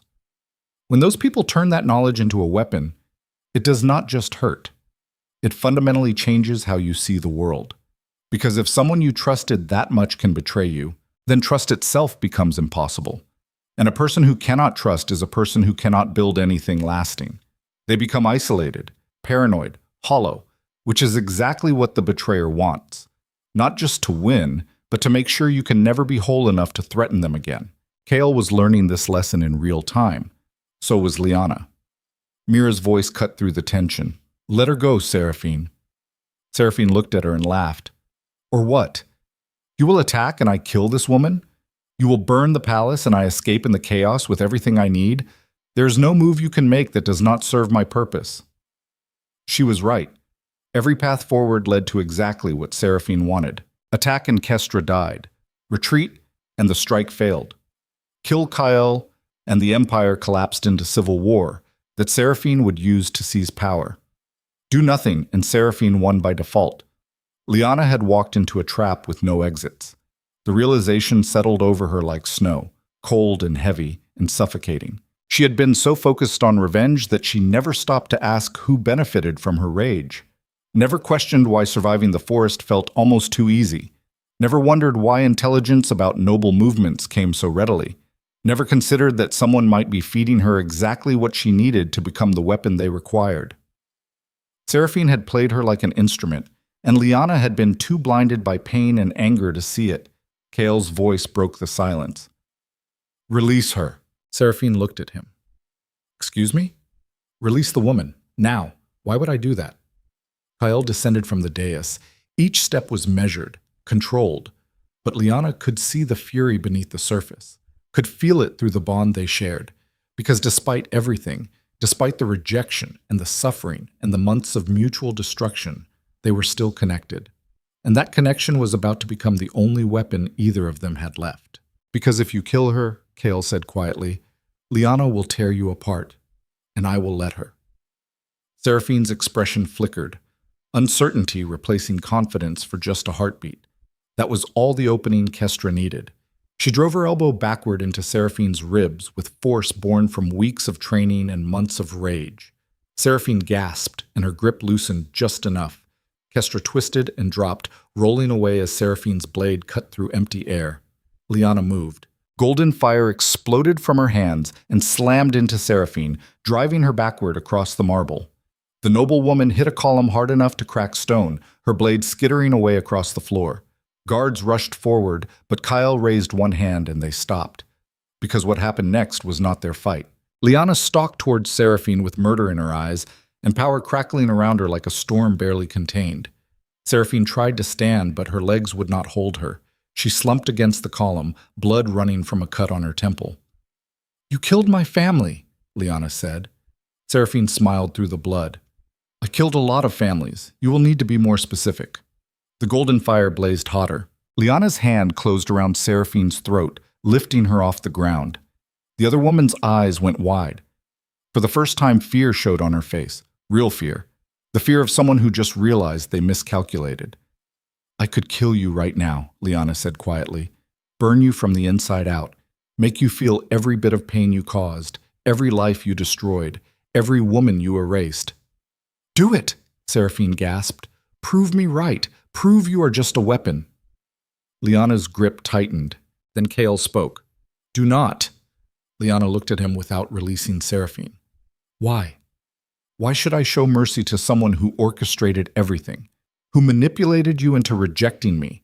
Who killed my family? Who tried to use both of us as tools to steal power?" Kael moved closer. His storm gray eyes locked onto hers. "Because killing her proves she was right about us. That we are nothing more than violence waiting for direction. That power is the only thing that matters." He stopped an arm's length away. "And because she does not deserve the mercy of a quick death. She deserves to live long enough to watch everything she built collapse, to see the Empire reject her the same way I rejected you." The words hung in the air between them. Lyanna stared at him, seeing something she never expected to see in the eyes of the man who destroyed her. Recognition that he was wrong, not an apology. Kael was not capable of that yet. Maybe never would be. But acknowledgement that his pride and fear had cost him something irreplaceable. Lyanna released Seraphine. The woman collapsed to the floor, gasping and clutching her throat. Guards moved forward and seized her before she could run. They dragged her toward the dungeons beneath the palace while she screamed and fought and promised vengeance that no one believed anymore. The great hall fell silent. Nobles watching, soldiers waiting. Two people who should have been mates standing in the wreckage of an empire built on lies. Lyanna looked around at the blood on the marble, the bodies, the burning doors, the terrified faces of people who thought themselves untouchable. "This is not over," she said. "I know," Kael replied. "Your empire is broken. Your court is corrupt. Your entire system is built on crushing people like me." "I know." "Then what happens now?" Kael's expression was carved from stone. "Now we decide if we burn it all down or try to build something better from the ashes." Lyanna laughed. It was a broken sound. "You think I would work with you? After everything?" "No," Kael said. "I think you will do what you came here to do. Destroy me. Take revenge. Make me pay for every word I spoke in that throne room." He stepped closer. But before you do, ask yourself this. Who benefits from my death? Who takes power when the Alpha King falls? Because Seraphine was not working alone. She had allies, noble houses, soldiers, resources, and they are all still out there. The words landed like stones, because he was right. Killing Kael would create a power vacuum, and into that vacuum would rush everyone who saw opportunity in chaos. More Seraphines. More people willing to manipulate and murder and use women like Lyanna as tools to grasp control. The cycle would continue, just with different faces. Lyanna stood in the ruins of the Great Hall and felt the weight of an impossible choice settling onto her shoulders. Revenge or transformation? Destruction or evolution? The easy path or the one that might actually change something? She looked at Kael and saw a man who had finally been broken enough to question the system he was born into, who had suffered enough to understand what his pride cost, who might actually be capable of change if someone forced him to face it. But she also saw the man who humiliated her, who threw her into a forest to die, who chose power over partnership and pride over love. Some wounds do not heal. Some betrayals cannot be forgiven. Mira stepped beside her. The choice is yours. We follow wherever you lead. Lyanna closed her eyes. When she opened them, her decision was made. I want every corrupt noble in this palace identified by dawn, Lyanna said. The words cut through the silence like a blade. Nobles who had been edging toward the exits froze. Guards who thought the crisis was ending realized it had just begun. Mira stepped forward. How do we identify them? Lyanna turned to face the assembled court. We asked the people they destroyed. She gestured to the women who had fought beside her. These women survived rejection, survived being thrown away by an empire that treated them like property. They know exactly which nobles participated, which ones profited from the system that tried to erase us. Kael watched from beside his throne. He had not moved since Seraphine was dragged away. His expression was unreadable, but Lyanna could feel something shifting through the bond. Not acceptance exactly, more like recognition that the world he knew was ending whether he wanted it to or not. Your Majesty, one of his generals said quietly, you cannot allow this. If we start executing nobles based on accusations.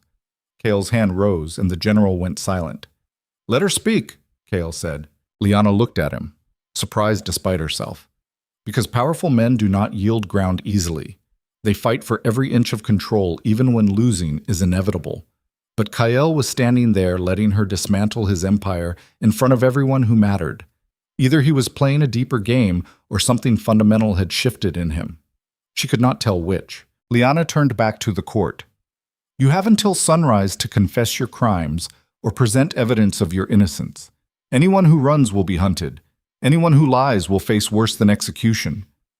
What could be worse than execution? A noble woman asked. Her voice shook, but she forced the words out. Lyanna's smile had no warmth in it. Living long enough to see everything you built collapse. Watching your children inherit your shame instead of your wealth. Dying forgotten in the same poverty you inflicted on others. The court erupted into chaos. Nobles shouting denials. Others trying to flee. Guards uncertain whether to follow orders from their king or protect the aristocrats who paid their families' debts. The whole structure of power that had existed for centuries fracturing in real time. Kael descended from the dais and crossed to Lyanna.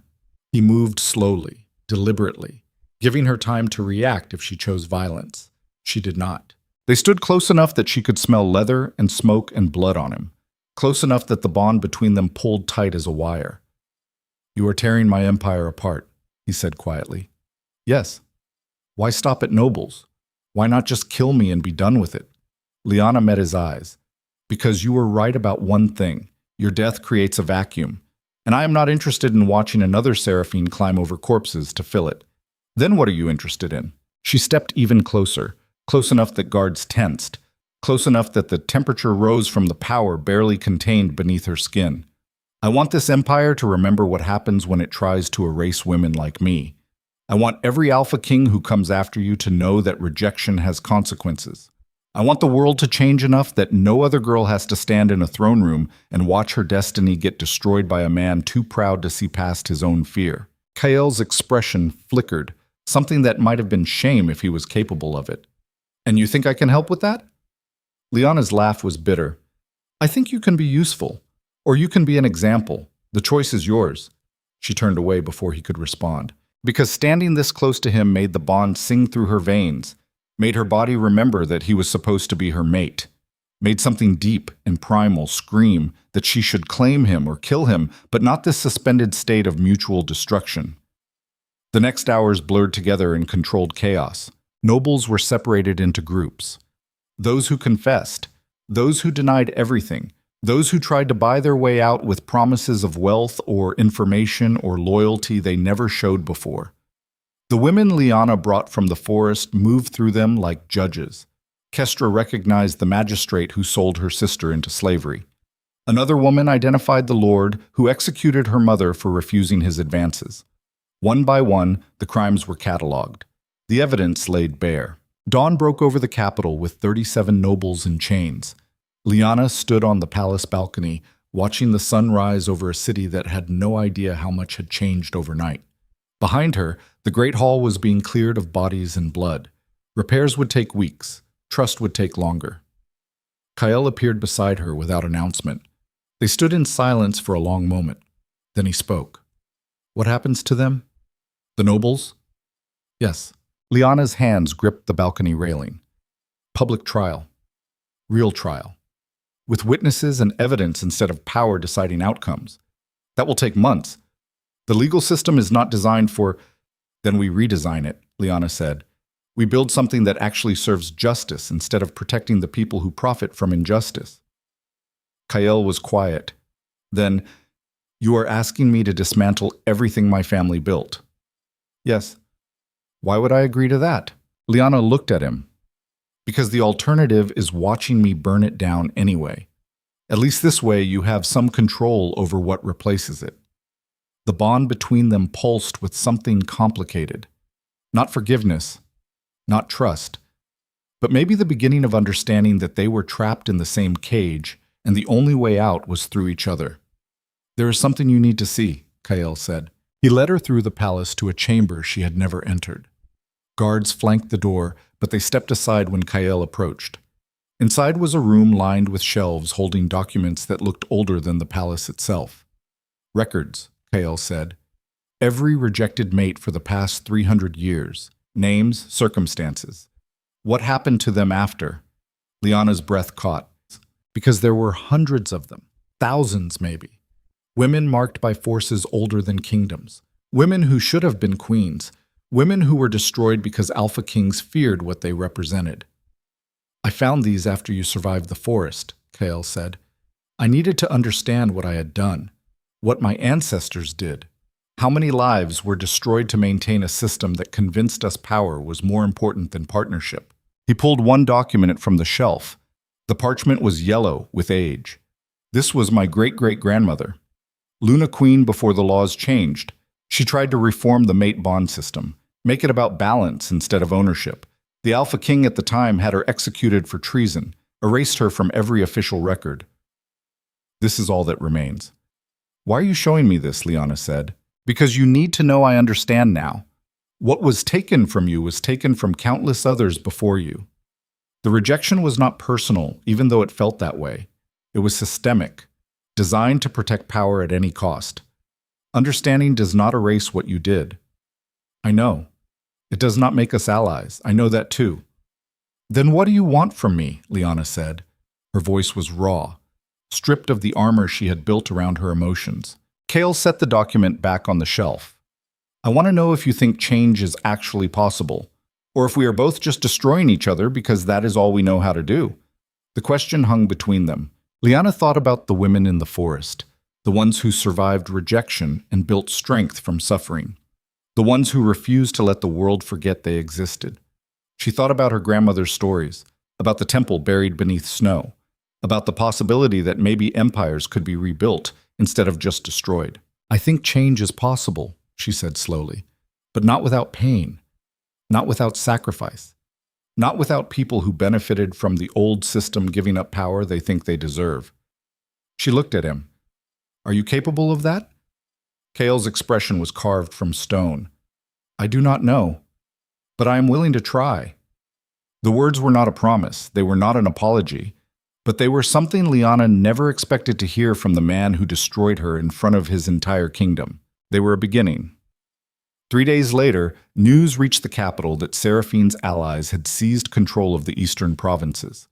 5 noble houses had declared independence from the crown.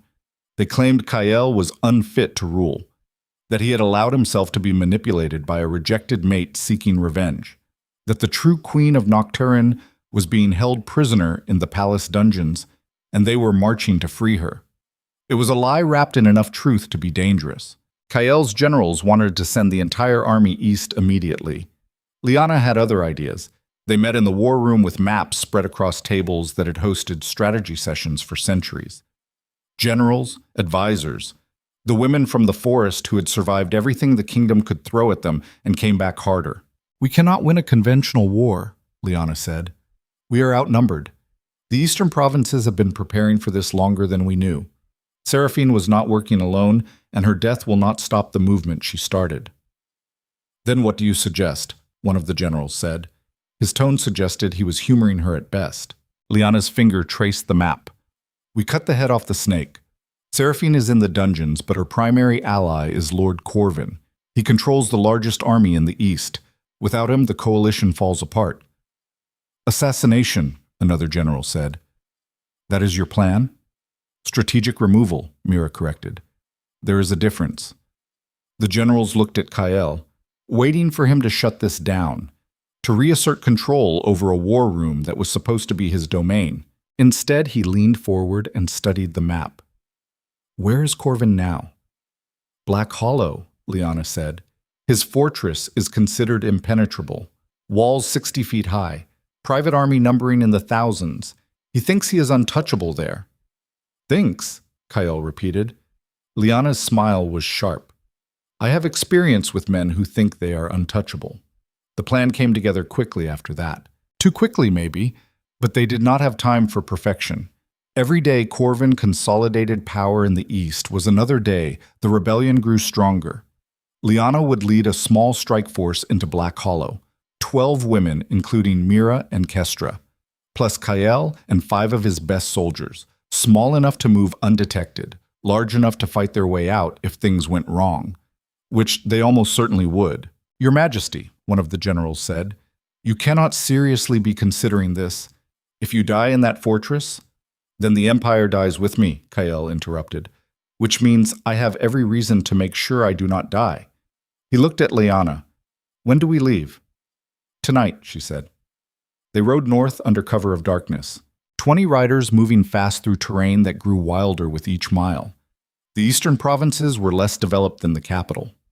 More forest, more mountains, more places where armies could hide and empires could fracture. Lyanna rode at the front with her wolves running alongside. The scarred male kept pace with her horse, his glowing eyes scanning darkness for threats. The bond between them hummed with shared purpose. Kael rode beside her. They had not spoken since leaving the capital. There was too much to say and no good way to say it. The bond pulled tight between them, recognition and resentment and something neither of them wanted to name. "Your wolf is restless," Lyanna said without looking at him. "He has been restless since I rejected you," Kael replied. "Turns out wolves do not appreciate it when you sever sacred bonds for political reasons."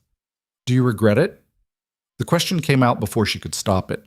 Kael was silent for a long time, then, "I regret the cruelty, the public humiliation, the way I threw you into that forest like you were nothing. But I do not know if I regret the rejection itself, because the woman you became after surviving is more dangerous and powerful than any Luna Queen in history. If I had accepted the bond, would you have awakened this power?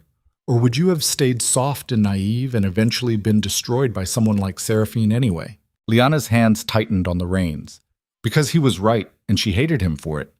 The rejection broke her, but it also forged her into something capable of surviving in a world built to destroy women like her. The question was whether that transformation was worth the cost. She did not have an answer. Black Hollow appeared at dawn. The fortress was exactly as intelligence described. Massive walls, guard towers, an army visible even from a distance. Corvin had turned his ancestral home into a military stronghold designed to withstand sieges. They were not going to lay siege.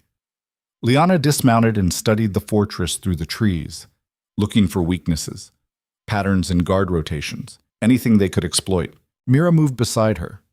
The eastern wall has less coverage. They assume the cliff face makes it unassailable.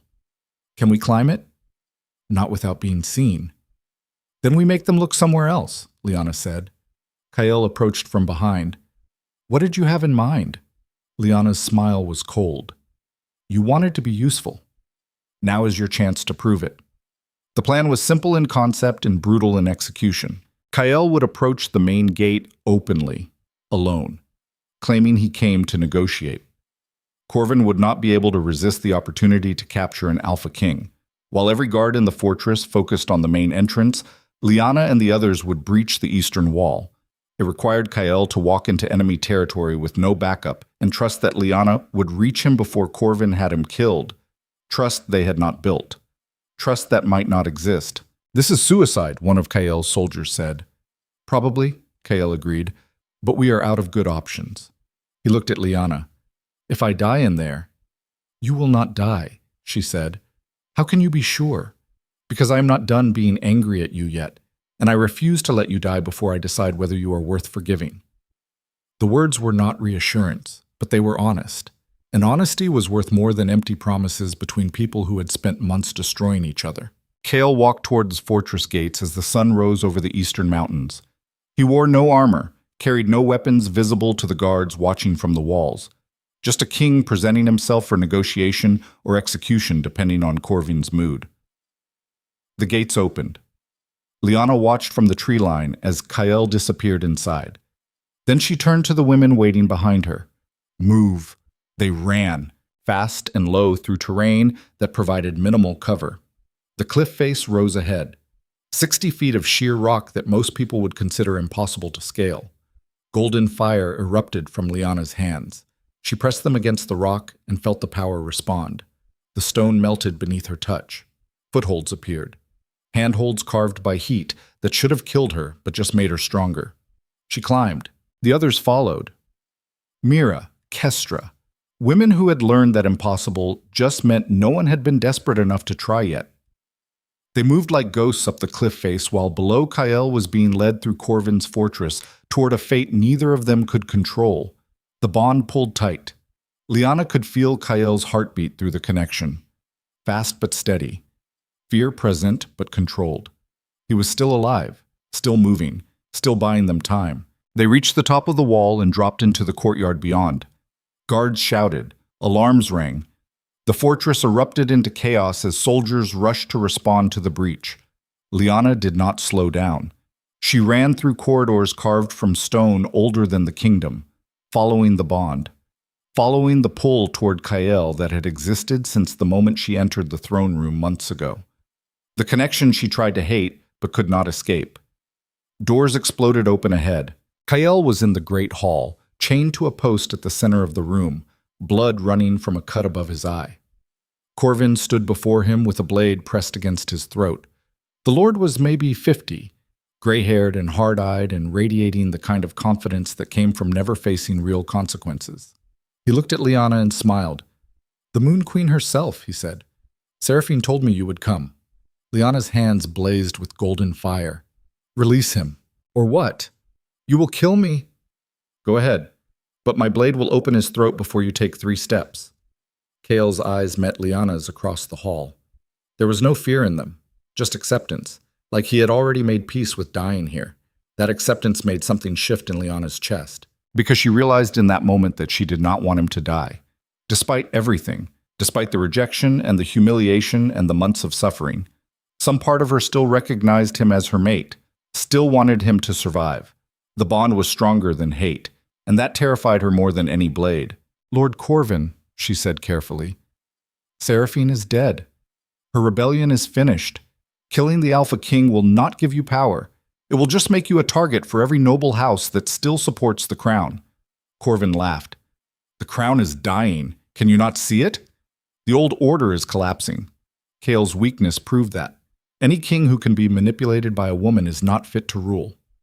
Then what are you fit for? a voice said from behind him. Corvin spun. Mira stood in the shadows with a crossbow aimed at his heart. The blade at Kael's throat wavered, just slightly, just enough. Lyanna moved. Golden fire exploded across the hall. Corvin screamed and dropped his blade. Kael broke his chains with strength born from fury and desperation. Soldiers rushed in, but the women from the forest met them with weapons and power, and the kind of rage that came from surviving everything these men represented.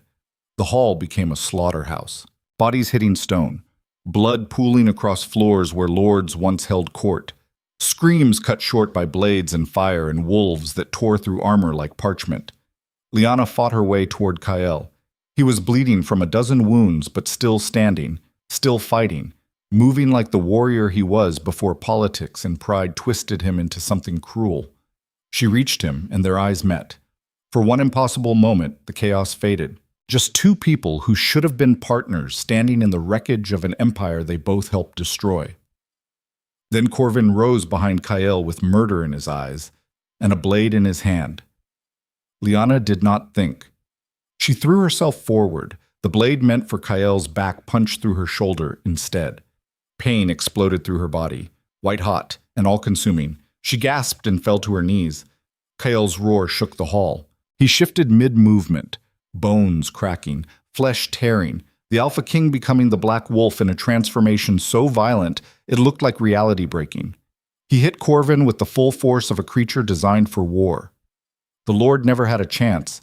When Kael shifted back moments later, Corvin was dead, and the hall had gone silent. Every soldier, every guard, every person who thought about continuing the fight looked at the Alpha King covered in blood and decided survival was worth more than loyalty. They dropped their weapons. Kael moved to Lyanna, where she knelt bleeding on the stone floor. "How bad?" he said. His voice was raw. Lyanna looked at the blade still protruding from her shoulder. "Bad enough." Kael's hands were shaking as he gripped the weapon. "This is going to hurt. Do it." He pulled the blade free in one smooth motion. Lyanna screamed. The sound tore from her throat as golden fire erupted from the wound. Burning, cauterizing, healing faster than should be possible, but not fast enough to stop the pain that felt like dying. Kael caught her as she collapsed forward. The bond between them blazed so bright it hurt. "I have you," he said quietly. "I have you." Lyanna's vision was fading, darkness creeping in from the edges. But she could hear his voice, could feel his arms around her, could sense through the bond that he meant it. For the first time since the rejection, Kael was protecting her instead of destroying her.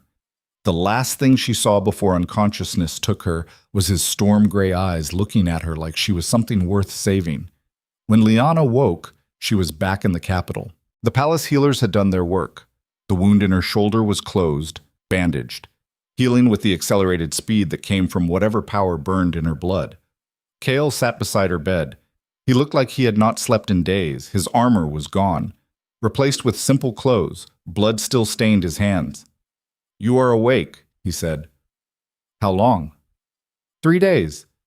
The healers said you lost enough blood to kill most people, but you are not most people." Lyanna tried to sit up and immediately regretted it. Pain shot through her shoulder. "Easy," Kael said. "You saved my life. The least you can do is let yourself heal before trying to destroy me again." His attempt at humor fell flat. They sat in uncomfortable silence. Finally, Lyanna spoke. "Why did you stay?" "Where else would I go?" "You are the Alpha King. You could be anywhere." Kael's expression was unreadable. "The bond would not let me leave. Every time I tried, it felt like my chest was being torn open, so I stayed." He leaned forward. "I need to tell you something. About the rejection. About why I really did it." Lyanna's voice was cold. "I know why. Seraphine manipulated you. Your pride made it easy." "That is part of it," Kael said. "But not all." "Then what?" "I was afraid of you." The admission hung in the air. "From the moment you walked into that throne room, I felt the bond snap into place. Felt my wolf recognize you. Felt everything in me scream that you were mine. And it terrified me. Because accepting you meant admitting I needed someone. Meant giving another person power over me. Meant trusting that partnership would make me stronger instead of weaker." His hands clenched. Every Alpha King in my bloodline chose power over mates. They taught me that need was weakness, that love was a liability, that true strength came from standing alone at the top of the mountain, even if it meant crushing everyone who tried to climb beside you. So you crushed me instead, Lyanna said. Yes. And it was the greatest mistake of my life. Mistake does not cover what you did. I know. Saying you were afraid does not erase the humiliation. I know that too. Then what do you want from me? Lyanna said. Forgiveness? Absolution? Permission to stop feeling guilty? Kael met her eyes. I want a chance to prove I can be the mate you deserved from the beginning. Lyanna's laugh was bitter. You think we can just forget months of suffering? Forget that you publicly destroyed me? Forget that I have spent every day since planning your death? No, Kael said. I think we acknowledge that we have both been destroying each other because pain is easier than vulnerability. And I think we decide whether we want to keep destroying each other or try to build something from the wreckage. The bond pulsed between them. Lyanna could feel his sincerity through the connection, could sense that he meant every word. But sincerity did not erase history, did not heal wounds that went deeper than flesh. I need time, she said finally. How much time? I do not know. Maybe years, maybe forever. But I am not ready to forgive you just because you finally understand what you did wrong. Kael nodded slowly. Then I will wait. Why? Because you are worth waiting for, and because destroying you was the worst thing I ever did. If spending the rest of my life proving I can do better is what it takes, then that is what I will do. He stood to leave. At the door he paused. The Empire is changing, he said. The trials start next week. 37 nobles facing real justice. New laws being written. Power structures being dismantled. Everything you demanded.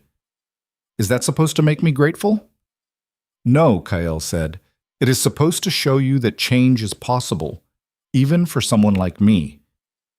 Then he was gone, leaving Lyanna alone with her thoughts and the bond that refused to let either of them escape.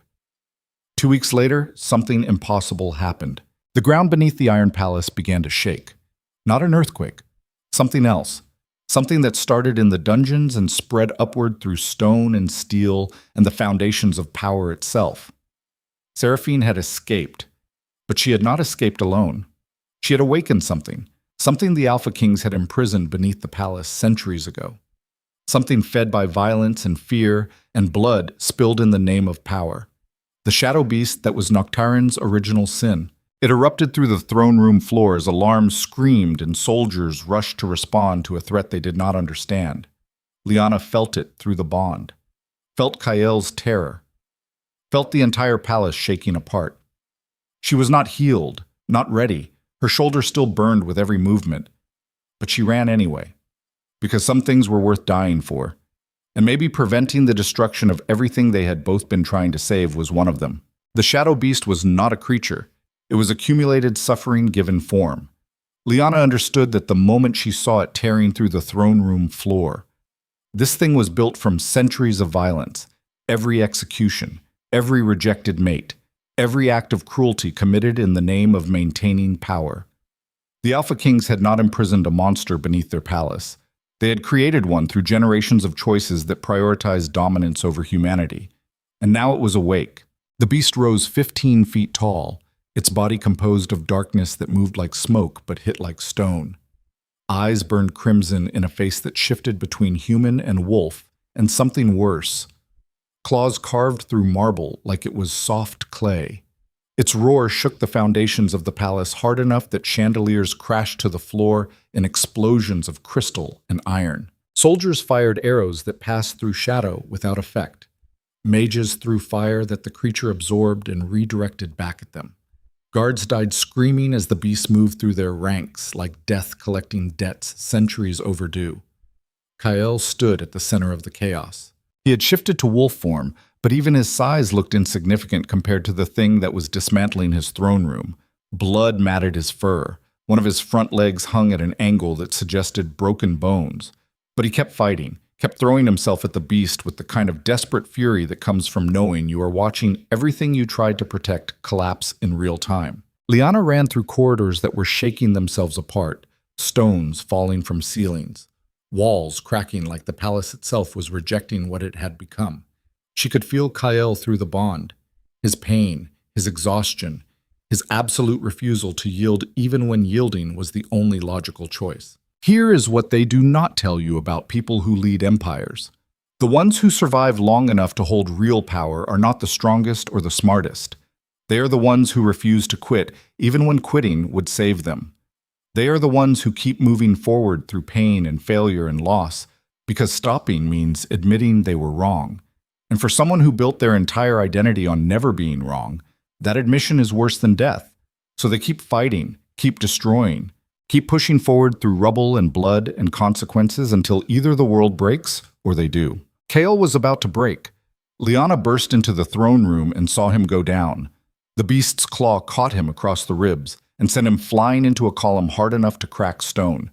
He hit the ground and did not get up, just lay there breathing shallow while blood pooled beneath him. The beast turned toward where he lay, moving with deliberate slowness, taking its time. Because this was not just about killing. This was about making the Alpha King understand what his bloodline had created through centuries of choices that valued power over everything else. Lyanna's hands blazed with golden fire. She stepped into the beast's path between it and Kael. The creature stopped and studied her with eyes that held more intelligence than any animal. It recognized her, recognized what she represented. Another woman marked for greatness and nearly destroyed by the system this thing was born from. "You were made by them," Lyanna said. Her voice carried across the throne room, fed by every act of cruelty, every rejected mate, every woman erased because she threatened the order they wanted to maintain. The beast's form rippled, almost like acknowledgement. "But I survived," Lyanna continued. "We survived, and we are done feeding you." Golden fire erupted from her body in a wave that lit the entire throne room brighter than noon. The beast recoiled, shadow burning away where the light touched. It screamed with voices that sounded like every woman who died in the name of maintaining alpha supremacy. Lyanna advanced. Each step sent more fire streaming from her hands, more light tearing through darkness. The mark on her chest glowed so bright it hurt to look at directly. Behind her, Kael shifted back to human form. He was badly wounded, ribs broken, internal bleeding, but he forced himself to his feet anyway. "Stand down," he said. His voice was barely a whisper.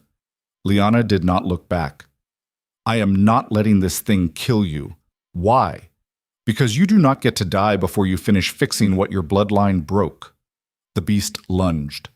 Lyanna met it head on. The collision felt like reality fracturing.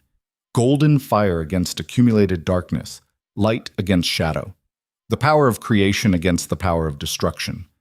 The throne room exploded outward from the impact, walls blowing apart, the ceiling collapsing, the entire structure of the Iron Palace beginning to tear itself apart. Lyanna could feel the beast trying to overwhelm her, trying to feed on her rage and pain and every moment of suffering she had endured. It wanted to turn her power against her, wanted to prove that she was just another weapon that would eventually be consumed by the darkness. But Lyanna had learned something during her months in the forest. Rage was fuel, but it was not identity. She had survived the rejection, survived the humiliation, survived being thrown away like trash. She had built herself back from nothing and become something powerful enough to shake kingdoms, not because of rage, but because she refused to let the world define her by what it tried to take away. The golden fire intensified, burning hotter, brighter, consuming shadow faster than the beast could regenerate. Lyanna could feel the thing weakening, feel centuries of accumulated suffering finally being forced to face something stronger than hatred, hope. The possibility that maybe the cycle could be broken, that maybe empires could be rebuilt instead of endlessly repeating the same patterns of dominance and destruction, that maybe the future did not have to look like the past. The beast screamed one final time. Then it shattered, shadow exploding outward in a wave that washed across the throne room before dissolving into nothing. The sudden silence was deafening. Lyanna stood in the center of the destruction, breathing hard, her entire body shaking from the effort of channeling that much power. Behind her, Kael collapsed. She turned and ran to where he lay bleeding on broken marble. His eyes were open but unfocused, his breathing shallow and irregular. The wounds were bad. Worse than she thought. He had kept fighting long past when his body should have given out. Stubborn, she said, her hands pressed against his ribs trying to slow the bleeding. Learned from the best, Kael whispered. His hand reached up and touched her face. The gesture was gentle, almost tender, nothing like the man who had destroyed her in front of his entire kingdom months ago. I'm sorry, he said, for all of it, for not seeing what you were, for letting fear make me cruel, for wasting the chance we had to be something better than what we became. Lyanna's throat tightened. You do not get to apologize and die. That is too easy.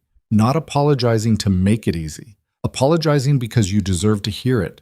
His breathing was getting worse, more labored. The bond between them was flickering, like a candle flame in high wind. Lyanna pressed her hands harder against his wounds, golden fire streaming from her palms, trying to heal him, trying to keep him alive through sheer force of will. Stay with me, she said. You promised you would wait. You promised you would prove you could be better. Kael's smile was weak but genuine. I did prove it. I fought beside you, protected you, finally chose partnership over pride. That is not enough. Maybe not, but it is more than I gave you before. The bond was fading faster now. Lyanna could feel him slipping away, feel the connection that had defined their entire relationship beginning to sever, not from rejection this time, but from death claiming what cruelty could not. No, she said. No, you do not get to leave me like this. She poured more power into him, everything she had. The golden fire blazing so bright, the ruined throne room looked like sunrise. Healing energy flooding through wounds that were too deep and damage that was too severe.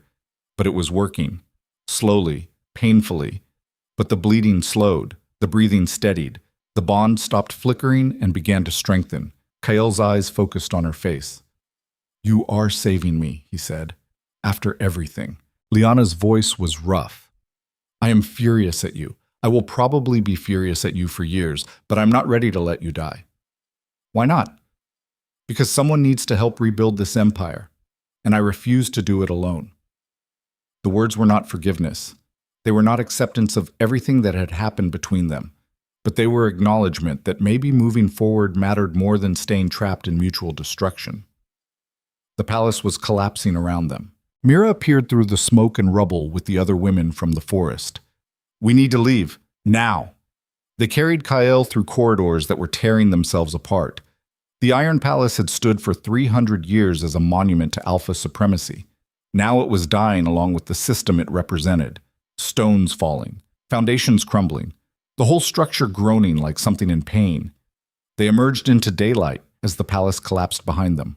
The sound was like the world ending.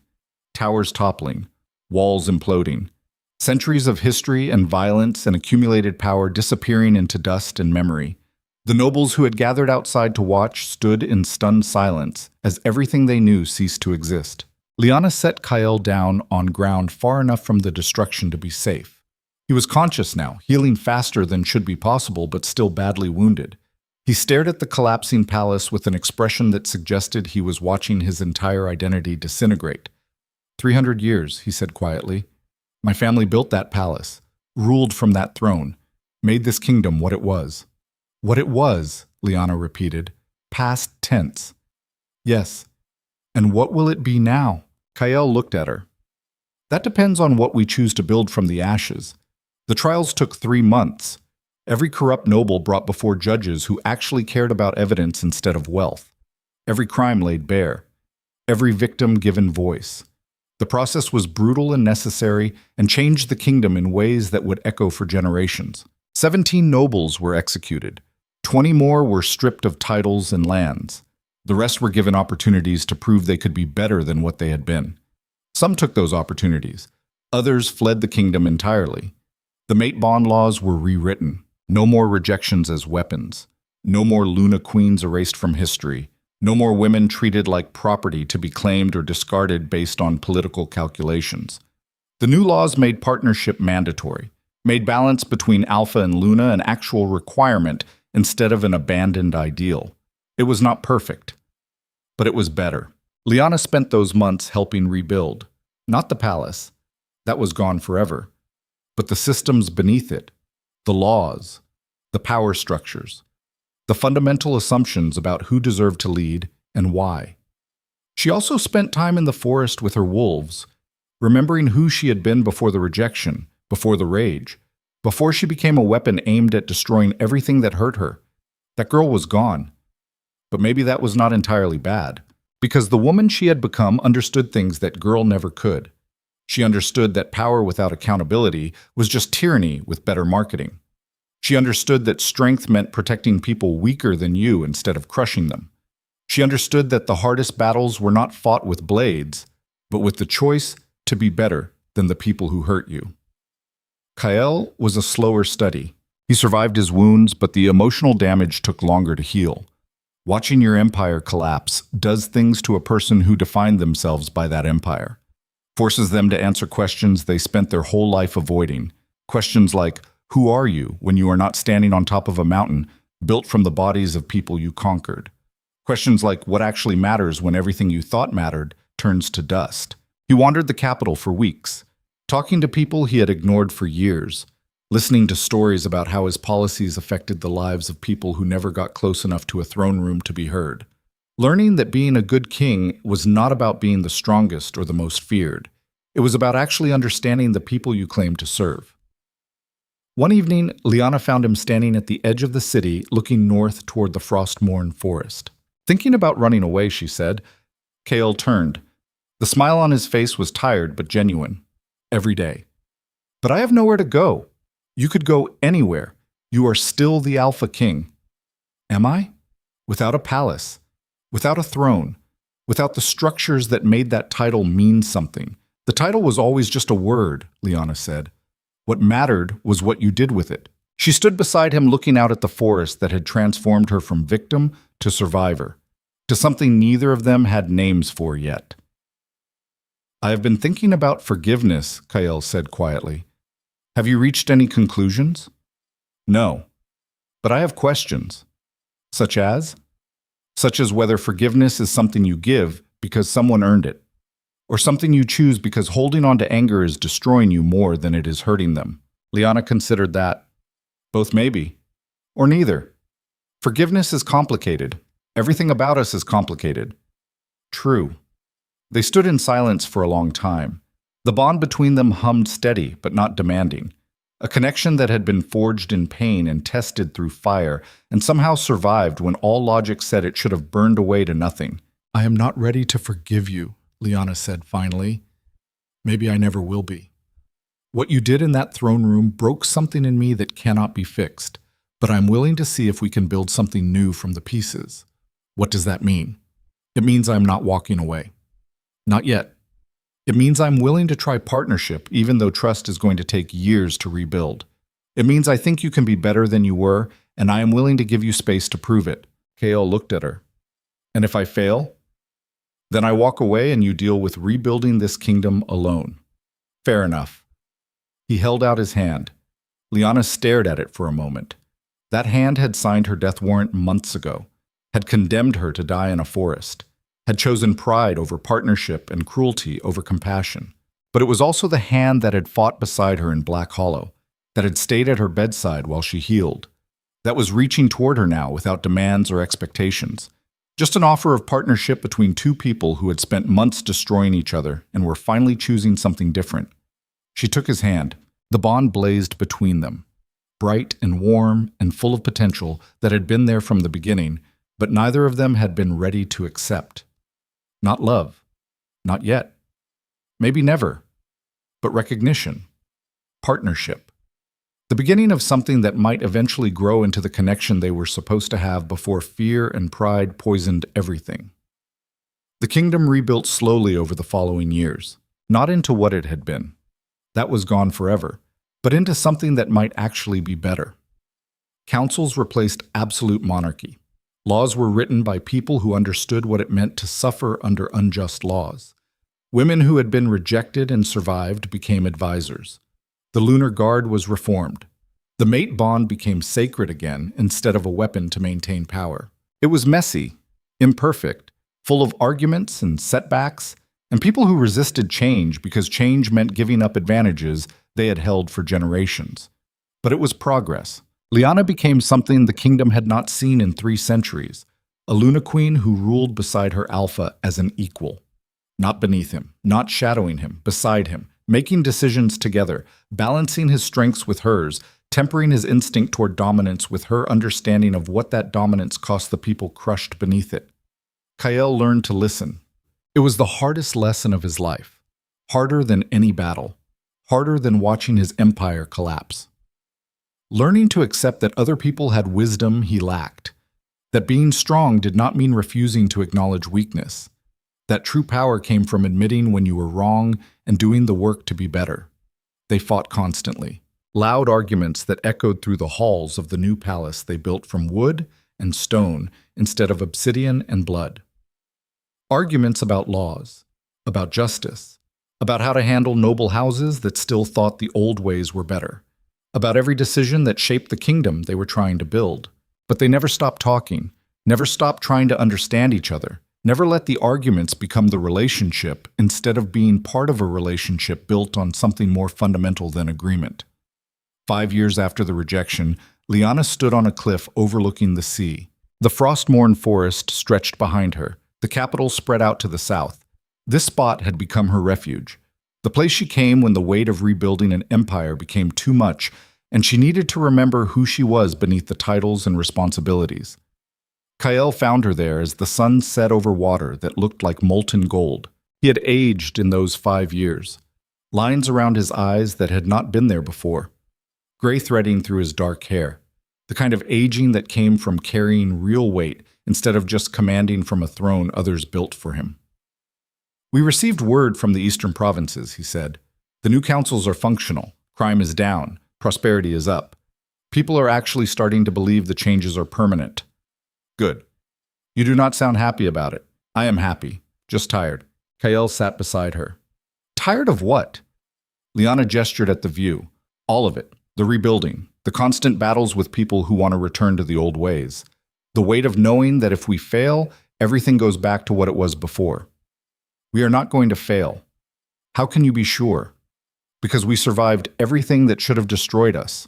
If we can survive that, we can survive anything." Lyanna looked at him. "Do you ever regret it?"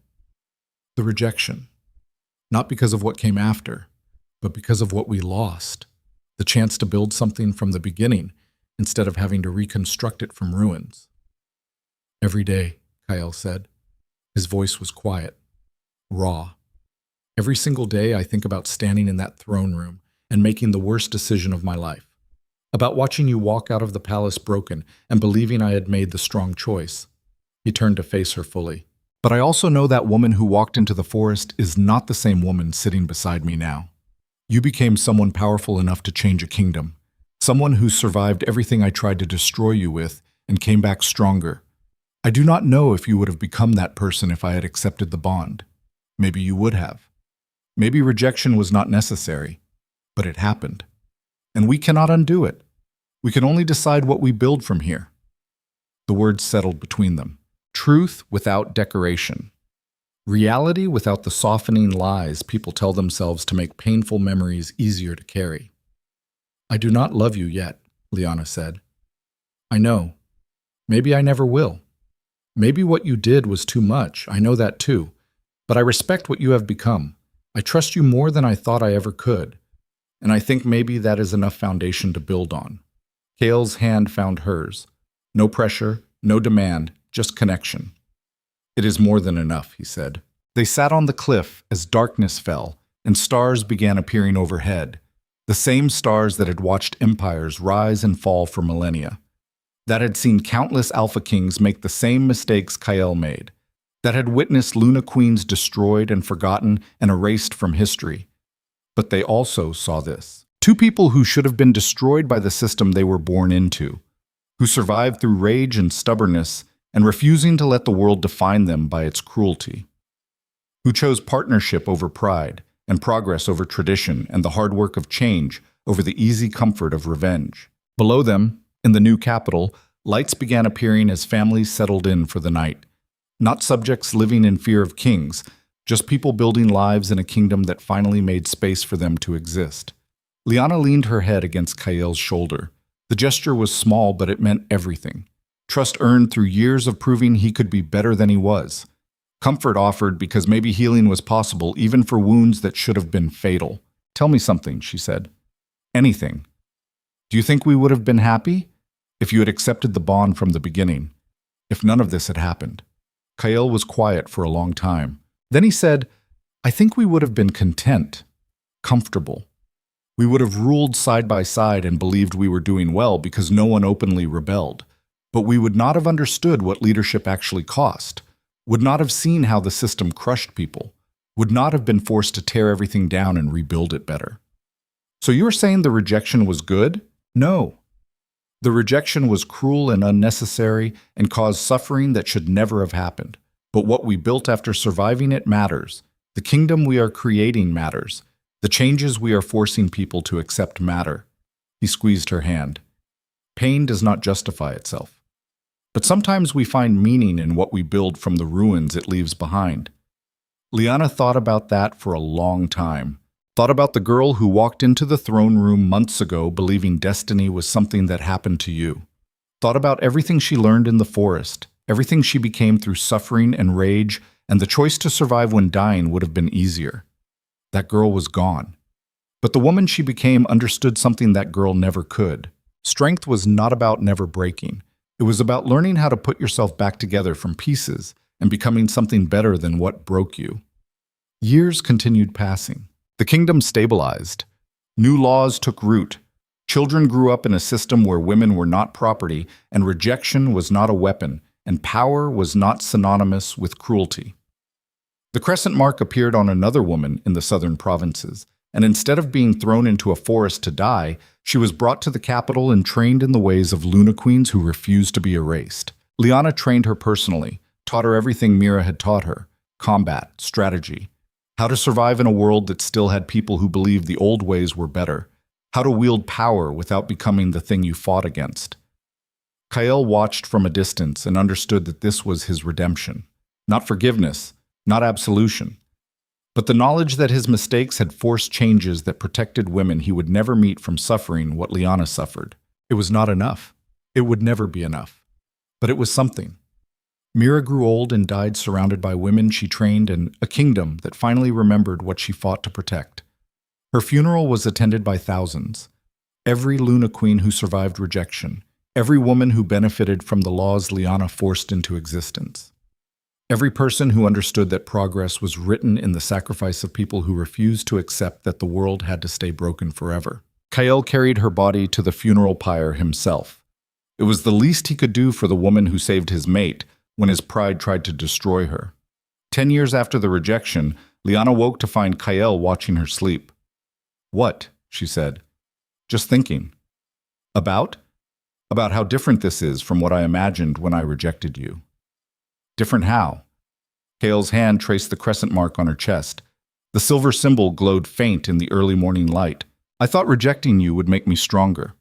Prove I did not need anyone. Show the kingdom that Alpha King stood above the bonds that constrained lesser men. Instead, it nearly destroyed me. Nearly destroyed everything, and the only thing that saved me was you choosing to save me even though I deserved to die for what I did. You are getting philosophical in your old age. Kael smiled. I am 37. That is not old. It is old for someone who fights the way you do. Fair point. They lay in comfortable silence. The kind of silence that only comes after years of learning how to exist in the same space without constantly destroying each other. The kind that required work and patience and choosing partnership over pride even when pride felt easier. Do you love me now? Kael asked quietly. Lyanna considered this question. Love was complicated, especially between people who had spent months trying to kill each other before learning how to be partners. But there were different kinds of love, different ways of caring about someone that had nothing to do with the simplified versions people told in stories. I love what we built, she said finally. I love the kingdom we are creating. I love that you chose to be better even when being better was harder than staying who you were. I love that you protect people instead of crushing them now. Whether I love you specifically is still complicated. But maybe that is okay. Maybe perfect love is not the point. Maybe partnership and respect and building something that matters is enough. Kael pulled her closer. It is more than enough. Outside, The sun rose over a kingdom that looked nothing like the one that had existed when Lyanna first walked into the throne room. The Iron Palace was gone. The Alpha Throne was shattered. The blood laws that treated women like property were dismantled. What remained was imperfect, but better. A kingdom built on partnership instead of dominance, on accountability instead of absolute power, on the understanding that strength came from admitting weakness and growth came from facing the mistakes you wanted to forget. Lyanna stood on the balcony of their new palace and watched the city wake below. Merchants opening shops, children running through streets, people living lives that did not require them to fear the powerful or pray they stayed invisible. This was worth it, she said. Kael appeared beside her. What was? All of it, the suffering, the rage, the months of wanting you dead. It was worth it to build this. Even the rejection? Lyanna thought about that girl who knelt in the snow waiting to die, thought about everything she learned in the forest, thought about the woman she became through surviving what should have killed her. No, she said. The rejection was not worth it. Do not mistake outcome for justification. What you did was cruel and unnecessary and caused suffering that should never have happened. But what I built from the ashes of that suffering matters. The changes we forced matter. The kingdom we are creating matters. She looked at him. Pain does not redeem itself. But sometimes we find purpose in refusing to let it break us. Kael nodded slowly. That is fair. Years continued passing. They grew older together, not in the way of mates who never questioned their bond, but in the way of partners who chose each other every day, even when choosing each other was difficult. They fought, they disagreed, they pushed each other toward being better than what came naturally, but they never stopped trying. And that mattered more than perfect love ever could. The kingdom continued changing, slowly, imperfectly, with setbacks and resistance and people who believed the old ways were better. But forward momentum existed. Progress was real. Each generation grew up in a system slightly better than what their parents inherited. Lyanna never forgot where she came from. Every year on the anniversary of the rejection, she returned to the Frostmourne Forest, stood in the clearing where she should have died, remembered the girl who knelt in the snow believing the world had no place for her. That girl was gone, but her memory mattered, because she was the foundation everything else was built on. The rage that fueled transformation, the suffering that refused to stay silent. The woman who survived what should have killed her and used that survival to change a kingdom that thought her worthless. Kael joined her on these pilgrimages, never speaking, just standing beside her as witness to what his cruelty created and what her strength transformed it into. On the 20th anniversary, they stood in that clearing as snow began to fall. Do you regret surviving? Kael asked. Never. Even knowing everything that came after, especially knowing that. Lyanna looked at the man beside her, 20 years older than the king who destroyed her, weathered by time and responsibility, and the weight of trying to be better than his bloodline prepared him to be. He would never be perfect, would never fully erase what he did. But he kept trying, kept choosing growth over comfort, kept being the partner she needed even when it cost him pride. We should go, she said. The council meeting starts at noon. They walked back through the forest together. Two people who survived everything that should have destroyed them, who built something better from ruins, who proved that maybe empires could change if the people leading them were willing to face what those empires cost. Behind them, the forest grew quiet. The wolves watched from shadows. The trees stood witness. The snow continued falling on ground that held memories of suffering and transformation and the beginning of something that would echo through generations.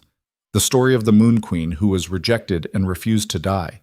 The story of the Alpha King who learned too late what his pride cost, but spent the rest of his life trying to earn redemption. The story of two people who should have been perfect together, but instead became something more important. Partners who changed the world by refusing to let it stay broken.